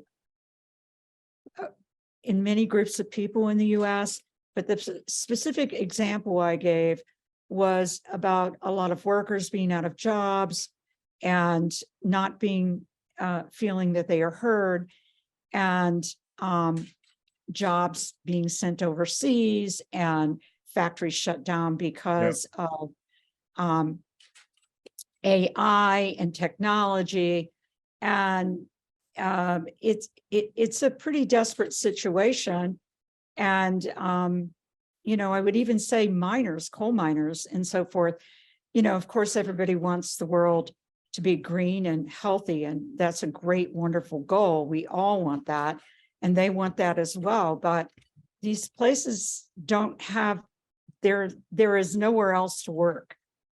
A coal mine is in a mountainous area, and there are no other factories. There's nowhere else to go by definition. So why not put in a solar plant there where they can go to work and build, you know, solar equipment or whatever? Don't just leave them behind and destitute. And that's only one example. There are many other issues that, you know, and that's the one I was addressing, though, specifically, that I brought up, but many issues on both sides and legitimately need to be heard and listened to, and not to leave anyone behind is my hope. Agreed. Thanks, Ella. Katie, go ahead. I think it was Sarah, was that I was just starting to understand the difference between words and their, if you look up in a dictionary, and then language, like body language in the context. Like if two friends said shut up to each other, you'd probably be thinking, oh, that's playful and cute. But if a stranger said that to someone else, you might be like, oh, that's aggressive. And I want to make sure I understand this picture theory. I'm getting it right. Maybe by bringing up my confusion, because I feel like picture theory sometimes can relate to, because language encompasses a lot of concepts that you can't picture. And I feel like some concepts have very low contextual significance. Like it's not important to understand any context of it. It's just a thing. So I'm confused. I'm a little bit confused. If in a communication, or let me put it this way, if you have a picture in your mind, it often comes through the media. It often comes through a newspaper. It's created by somebody else. It's an incomplete communication. That's what I was trying to say. Look, I took note. I'm trying to listen to the questions. At the same time, I was looking at some of the writing that was going on at the side.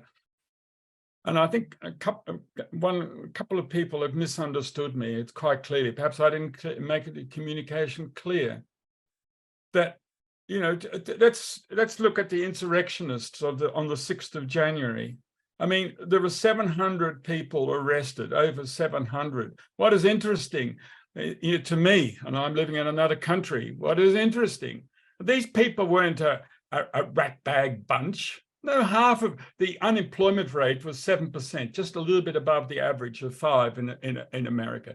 These are people representative of, not representative, but they are people communicating something, and we see the violence, we see the storming, we see an affront to our sensibilities, and we want to punish them and put them aside. They were communicating something. We need to listen to them. We have a picture in our head, just like we have a picture of Putin. Where does that picture come from? Through the media. What is the agenda of the media? Ask yourself. The picture that we have in our head is incomplete. If we hold a picture in our head, it is not the complete picture. You know, it's not a picture. That's the Tractatus at work. And that's why the Tractatus has relevance. Because, you know, it's a warning. It's a flag. It's saying, look, there's a minefield out there. Don't step there. And so that's why I'm saying, if you hold a particular image of the insurrectionists, if you hold a particular picture of Putin, it's just a picture that you've got through the media, and it is incomplete. And the only way you'll understand is to be in contact. These people that stormed the Capitol building need to be listened to. They have a message, and you have no right to just, I feel, this is me talking, to dismiss them and say, look, these are challenging our system. Perhaps they're communicating that the system is broken, that the founding fathers created a mechanism, an introverted, incestuous mechanism, which you call the government of the United States, is introverted and is fundamentally flawed in today's world of the internet. It is no longer communicating with the people because they are now incestuous. And I would argue that that is the case. And these people are communicating that in their way. Hey, listen, this is Remco speaking, and I don't want to have a contest around politics, but I feel quite strongly that we are inclined to hold to the Tractatus level of thinking, and we need to drop that. Anyway, that's my view. Thanks, Remco. So I don't really understand Wittgenstein's argument against Descartes. Like, how do you argue that doubt is a private language? Like, it seems to me a very conservative approach to say, I'm going to doubt anything I can't fundamentally, strongly, logically support.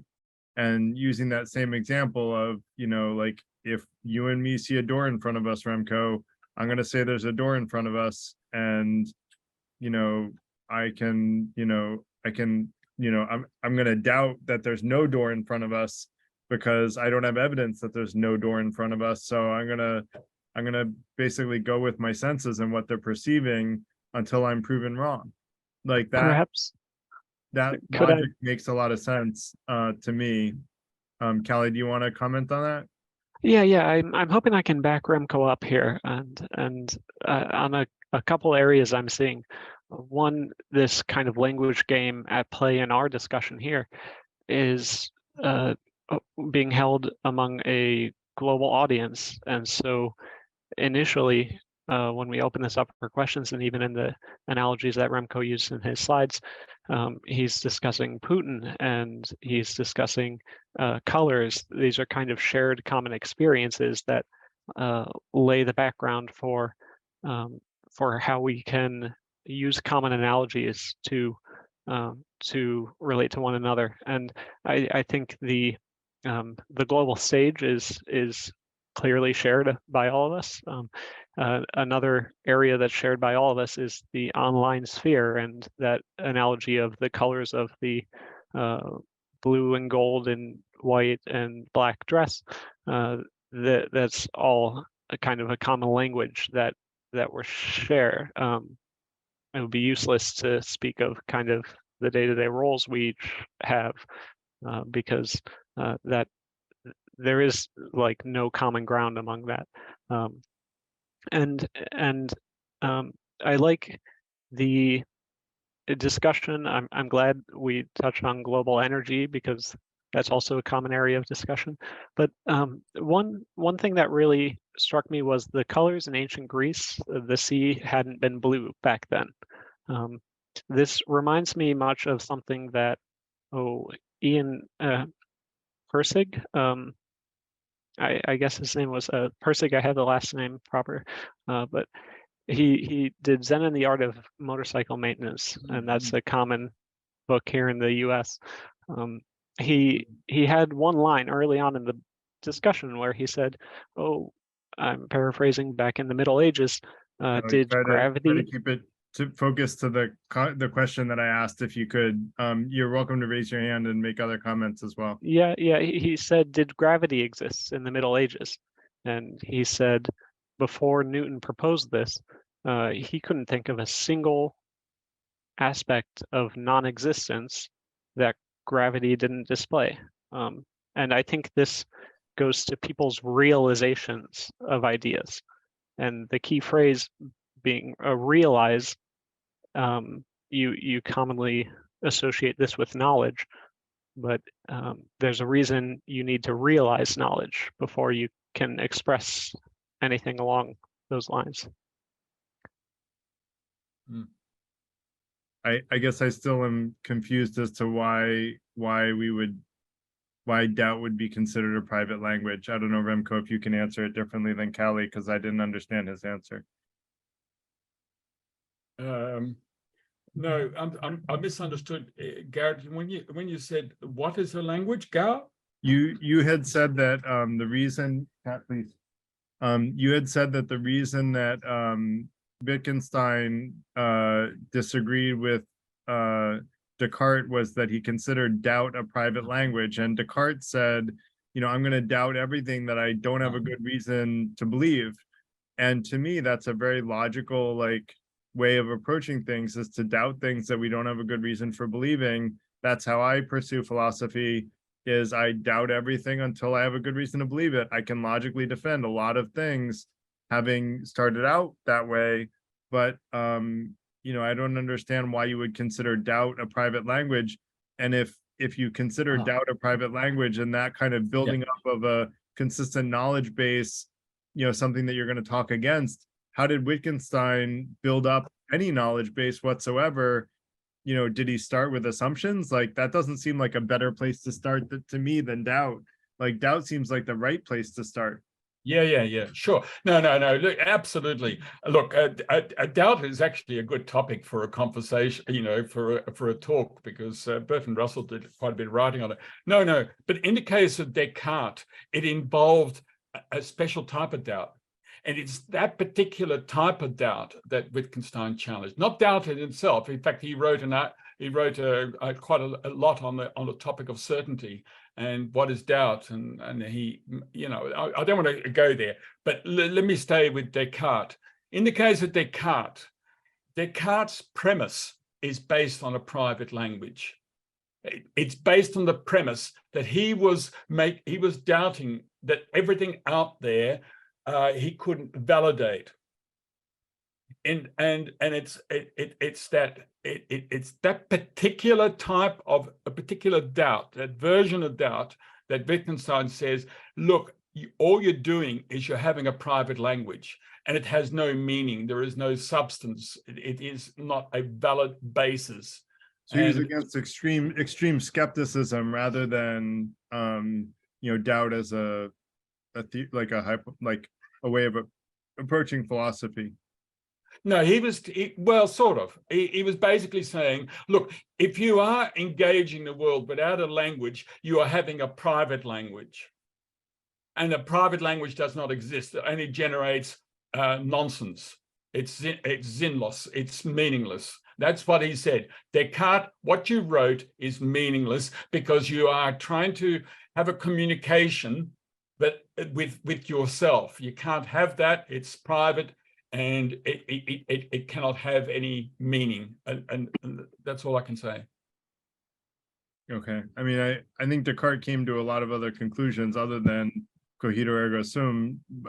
So I don't think he stopped there. That wasn't the only conclusion he came to in his whole philosophical career, as far as I understand. But anyway, I don't mean to digress, but that's all I'm talking about. Yeah, look, I'm just confining it to this narrow space and confining it to that Wittgenstein says cogito ergo sum is premised on a private language and is sinnlos, senseless. That's all. I still don't see why it's based on a private language, but that's okay. Maybe we won't get to the answer, and if you want to address it, then that's fine. But I don't see the answer yet. Lynn, go ahead. Yeah, thank you. So I'm pretty new to Wittgenstein, and I would you mind talking a little bit more about his his opinion on the conspiracy theories? I'm get a little bit lost when I try to understand his point on conspiracy theory because it sounds to me understanding what he say in the Contractus or the first book, our understanding is pretty much limited by our languages. So would you mind just say a little bit more on the conspiracy theories? Yeah. Right. Look, a conspiracy theory is just a communication with a lot of theory of very limited practical value, and that is what Wittgenstein would call a conspiracy theory. He didn't discuss conspiracy theories to the best of my knowledge, but if he was asked, that's all he would say. He wouldn't dismiss. He would simply say a lot of theory of little practical value. However, I would say, as an extension of that, and this is me speaking now, I would say that if you are in communication with a conspiracy theorist, if you choose to have that conversation, allow that conversation to flow, but without contesting the very detail of the point. That's quite well documented that, with if you are having a conversation with a conspiracy theorist who's down the rabbit hole, has got all the evidence, who will come out to you and say, I've done my research. That's it. Don't contest it. Perhaps you might like to just let it flow and see whether there's something else that's underneath it all. You might discover something in the process, something about their view about the trust, the level of trust they may have, or something else. That's all you can say. And that is all I'm sure Wittgenstein would say about conspiracy theories. They're not to be, you can't reject it. There's a communication going on. That's all. That's nothing more than that. If I could tag on to that, Remco, I would suggest people ask, why do you believe that? And really come from a place of empathy and understanding why the person has come to the conclusion that that conspiracy theory is true. Like, how did they come to that belief, right? And doing that, we're going to learn a lot more than we are going to learn by telling them they're wrong. Yeah, but even then, even go beyond that detail, but go beyond that fact, just let it flow without contesting, because that's the natural inclination that I'm not saying contest it, Remco. I'm saying dig into it, like understand their perspective rather than contesting it, empathize with them and understand why they came to that conclusion. Not to contest them, but to understand why they came to that conclusion. I think asking them to defend it, not in a way that makes them defensive, but asking them why they believe it is a path of learning rather than a path of judgment. David, go ahead. You're muted, David. David, you're muted. Yeah, okay. I like the concept where Wittgenstein says life is a game, or language is a game. And I think language, as it stands now, it's kind of static. It's the same game. Why can't we do an update on the game? Why can't we add some extra rules so that we are able to communicate more clearly?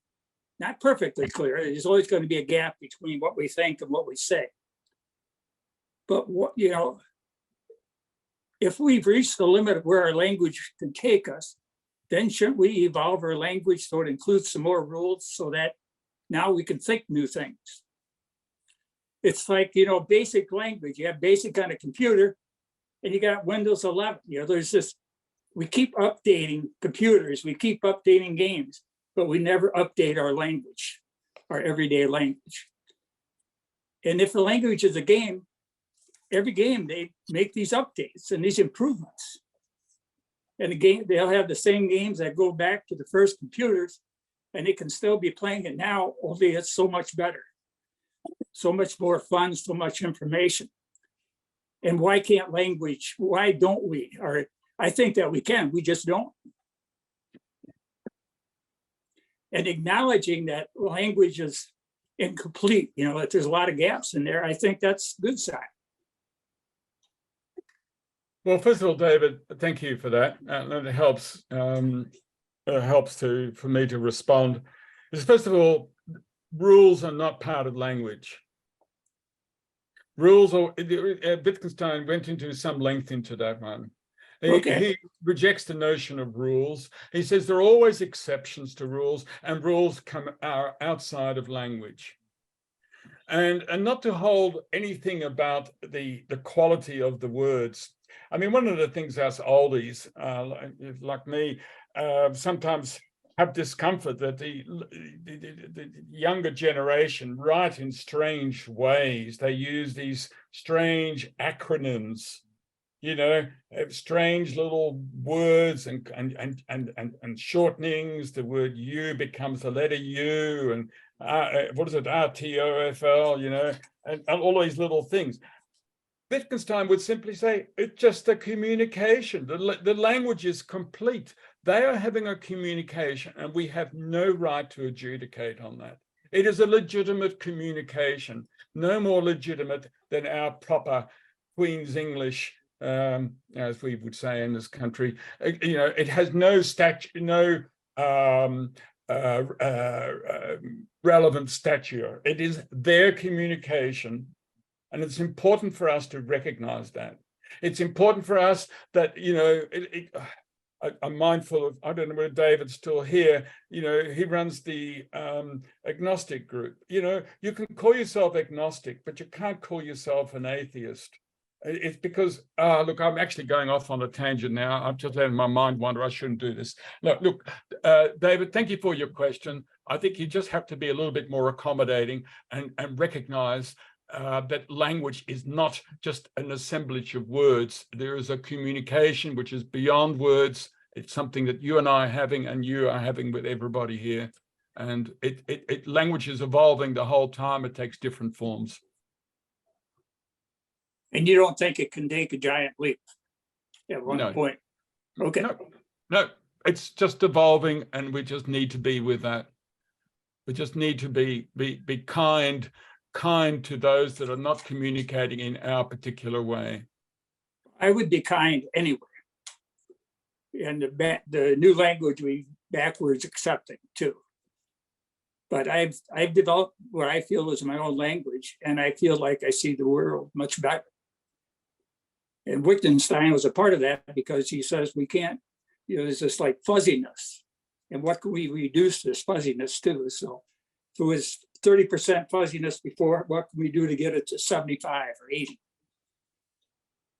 Just be very careful, David, to remember when your perception of clarity, just ask yourself where that clarity actually comes from. And I think this is an important point, that if, I'm not saying that in your particular case, but if your clarity comes from being informed through the media, you're forming a picture, a one-way transaction with the world. And you're forming this clear picture, but, you know, that is not necessarily, it is just a picture, right? It is just one feeling that you're generating, and it's not the complete. And that's why I defend. No, it's my own picture. Yeah, that's why I defend Putin. And I just already had, you know, people have violently, you know, written on the side, you know, what they think of Putin. Well, actually, bear in mind that that image you've created through your media. Look, I got to say this. Go Eagles. All right. Thank you. Okay. David, if I could, we had an event last week about confirmation bias, and we talked a lot about clear communication there. And I think reflective listening and reflecting back what you've heard someone say and asking inquisitive questions will help increase the level of communication. So I think you were asking how to do that. And I think reflective listening and, you know, asking people inquisitive questions to understand whether or not your belief of what they think is what they think will help improve communication. And in fact, 90% of conflict comes from misunderstanding. So that importance of communication is super high. because actually 90% of the conflict we experience is because of miscommunication, not because of actual conflicting reasons. So hopefully that's a little bit helpful, although it's a complicated subject. I'm trying to hit it quickly and let the next person go. Dee. Yep. Yeah, I totally agree with you there, Garrett. I used to work in the arena of communication in the workplace and getting the other person's perspective, the active listening, all of that stuff. Really important. But what I'd like to question here is the idea of persuasive language, where understanding the other person's perspective is can be quite manipulative.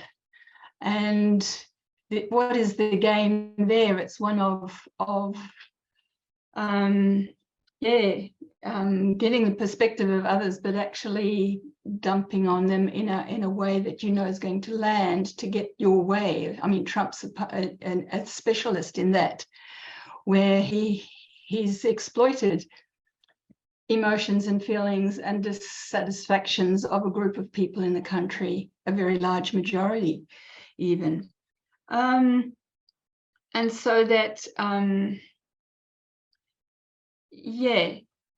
negotiation, again, there's specific ways of doing it, and culturally that becomes a totally different kind of dance or game, how you negotiate and get the other person's perspective and get their respect and engage in a way that forwards both parties in a respectful way. It's what are we dealing with there? You've got to come to that situation with a mutual dictionary language, a language like English or German or Japanese or whatever it is you're going to use. It invariably, there can be a translator, but that sort of sometimes is not very accurate because the nuances of and the context of the language are not there. So I get a little confused around the language games per se. Even excluding a dictionary, you know, I'm aware that dictionaries are put together by people looking at the context before they come to an agreement about the meaning and nuances of meaning, but how that can also be exclusive. If anyone's ever read the book Dictionary of Lost Words, it does emphasize how words relating to feminine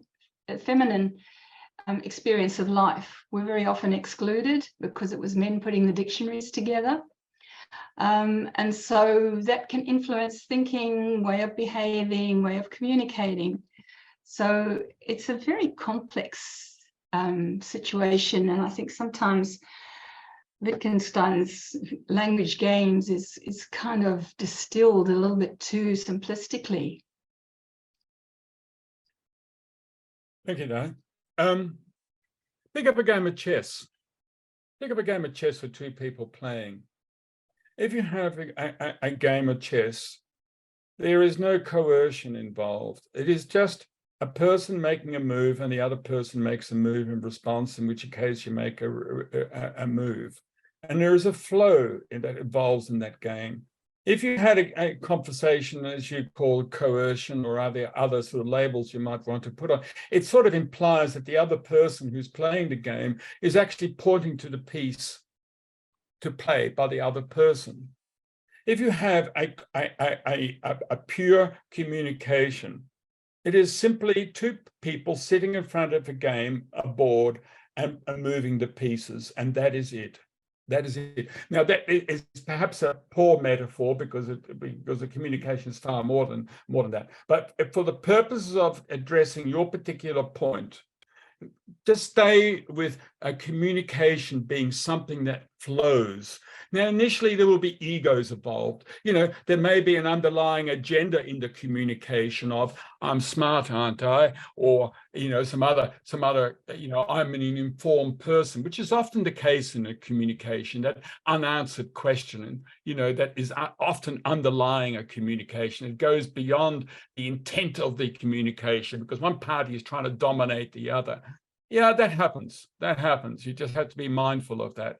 but a communication should be like a game of chess in that sense, where the pieces are moved and one person puts a pawn forward and the other one moves the knight and jumps the other pawns on the board quite independently without any influence from the other. That is what a communication can be, without that underlying hubris.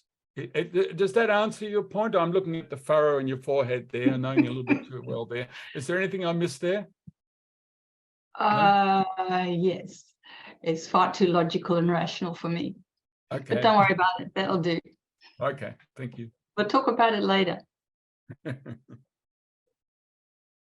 All right, thanks, Dee. Ella, Something I did want to mention about the listening to, that I don't know if people are aware of what's going on around the referendum of the voice in Australia.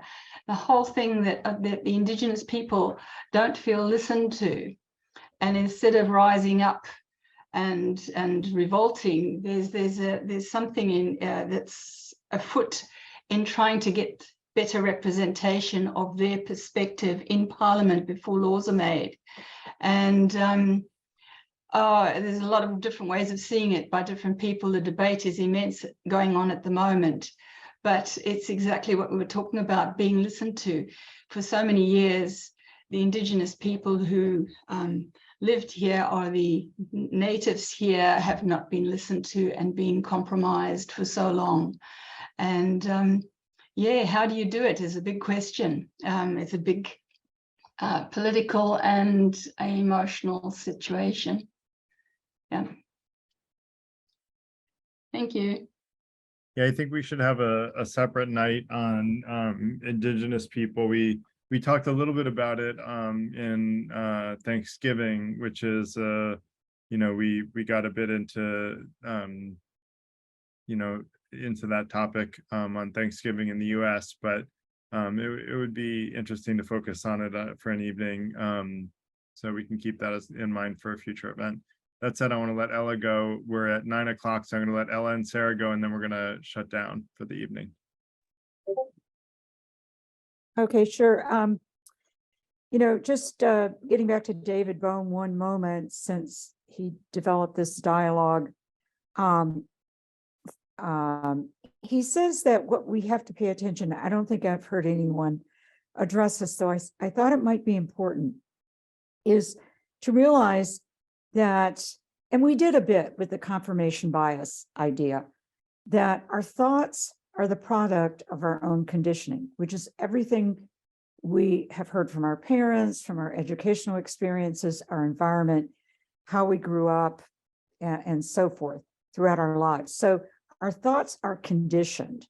And if he sees it as a sort of generative pollution, that, if we see a poor person, for instance, let's say, we make up a story, we dismiss them, or hopefully not, but we're just in a hurry. We're not going to take the time to address them human to human, in a very conscious and very, to really see who they are as a human being and to connect with them. And hopefully that wouldn't be the case, but I mean, this could happen because, it's sort of part of the collective conditioning to be that way. And the class system in America is all about that. And so, but Bohm says, we may not be able to do much about our conditioning, but then if we just stop and realize that it is the case that we are all conditioned to see things in different ways. And, if we're from this group, we see it a certain way because of how we've grown up and what we've been told. If we're from another group, we see it in a different way. And so that is what he says is to go upstream, to the source of it, and to think about our own thoughts and just become more reflective of what we're thinking And he says that's perhaps the greatest challenge, to attend to those ideas and representations and biases which have been formed all along, and to address them when we interact at the collective level. Thank you. Yes, thank you, Ella. Yeah, I think the important point is to be in communication and just relax a little bit. Relax on your truth, relax on your interpretation. You know, I have to say this. As an 18-year-old, I was nearly conscripted to go and pick up a gun and to shoot Buddhists in Vietnam, because these people were seen as the yellow peril. This was under the Lyndon Barnes Johnson, and I was lucky, I was balloted out. These people became the yellow peril. And look, I don't want to get into a political conversation here, but I do need to say this, that I just see some comments about apparently defending Putin. No, I am not. I'm also just simply saying I was required to go and shoot yellow peril, and these Russian conscripts, the 300,000 apparently that are being pulled in, are there to go and shoot, not yellow peril, they're shooting NATO. Now, you know, some of the literal amongst you might say, look, this is nonsense. Well, I'm sorry. I'm saying get into communication with me. Don't be affixed to my use of the word NATO. Just get it that there is an attitude there and there is something to be explored. And if you really think it's nonsense, get into conversation with me or with anybody else and let it flow. Don't hold on to it. Just get it. Just get into their world. Sit with Putin, sit with the people that you find so offensive. Because remember, that picture that you have in your head is a one-way transaction that you may have generated through the media and with your inner circle of friends. Just be mindful. And I don't know whether I'm answering your question, but one I feel very passionate about. Yeah, and if Did I I answer your could you up there, question? Remco, I would argue the worst thing we can do is demonize those who disagree with us. The best thing we can do is listen to them with an open mind so we understand their perspective and know where they're coming from. Because the more we disagree with someone, the more important it is to know where they're coming from. Yes. And so, Sarah, why don't you go next? Thanks. I just wanted to say thank you. This is my first time at an event, and I found this absolutely wonderful. So thank you for hosting, and thank you, Remco, for your presentation. One other thing I just wanted to say that I noted here is I know it's really hard to talk in the abstract, but it's really interesting how we seem to be one very not national centric, but you know, when I first logged on, I was sitting here like, oh, everyone's like me. It's just an assumption I always make. And to realize almost instantly, you know, people are coming from different points of view all over the world. And it seems like the common things we find to use as illustrations are pretty emotional or politically charged. Just to kind of see if the conversations can evolve into, for example, a dictator who does XYZ, as opposed to, oh, Putin, I hate that guy. He does bad stuff. You know, just trying to prevent more biases kicking in when trying to actually get to the meat of the topic. That's all. Thank you, and have a great night. Thank you, Sarah. Yeah, I just conclude and say, you know, to me, there were two great iconoclasts. Maybe I'm misusing the word, but I'll stay with it for the moment. There were two great iconoclasts. One was Nietzsche, Friedrich Nietzsche. He made visible the shackles that, you know, all of the morals and the values, and the other is Wittgenstein. You know, he just made visible all the things that tie us up, and I think that was Wittgenstein's legacy, and from that. and again, I need to say it now, is that we've got to be mindful that, you know, as a legacy, perhaps of the Vienna Circle disbanding throughout the world, but predominantly in the Anglophone countries, the English-speaking countries, we have a predominant analytical mindset. There is another mindset that's available to us. That is what Wittgenstein released. And these are the continental school and particularly the postmodernists. They have a point of view, and I'm increasingly inclined towards that personally. But it is uncomfortable in the English-speaking world, and you've got to be open. There are other ways of looking at the world, and so being in communication, full communication, totally immersed, and in Wittgenstein's words, to find your feet. That was a term that he used, to find your feet with the other person without holding on to your truth. And I think this is the gift that Wittgenstein left the world. I'm sorry he died as young as he did at the age of 61, because I think there was a lot more that he could give. But anyway, that is Wittgenstein, and a little bit of an extract. And thank you for listening to me. Great. I want to thank you, Remco, for presenting. Thank you, everyone, for your great comments, questions, conversation, and your listening. So all of those are important. So thank you, everybody, for your contributions. Hope to see you guys again next week. What is next week? Next week is when we should use intuition versus reason. So I think that should be pretty interesting. And then the week after that, we have Valentine's Day in the US. I don't know if that's celebrated internationally, but and then the week after that, we'll talk about the qualities of presidential leaders. That's President's Day. Around President's Day in the US. So we're going to talk about leadership qualities for top tier leaders. Although I'm going to also make an argument that the very qualities that we should expect of leaders are the qualities we should expect of ourselves as well. Because I'm a big believer that everybody should be a leader, not just leaders. We should all be leaders in our own walk of life. So with that said, that's why we have the Free Thinker Institute and why we want to help people with their critical thinking skills so that we can all be leaders. Leaders are harder to govern, but we are better citizens for society. And so that's what I want to create as a community of better citizens for society. So thank you all for being a part of it. And I hope you all have a great rest of your night. Take care, everyone.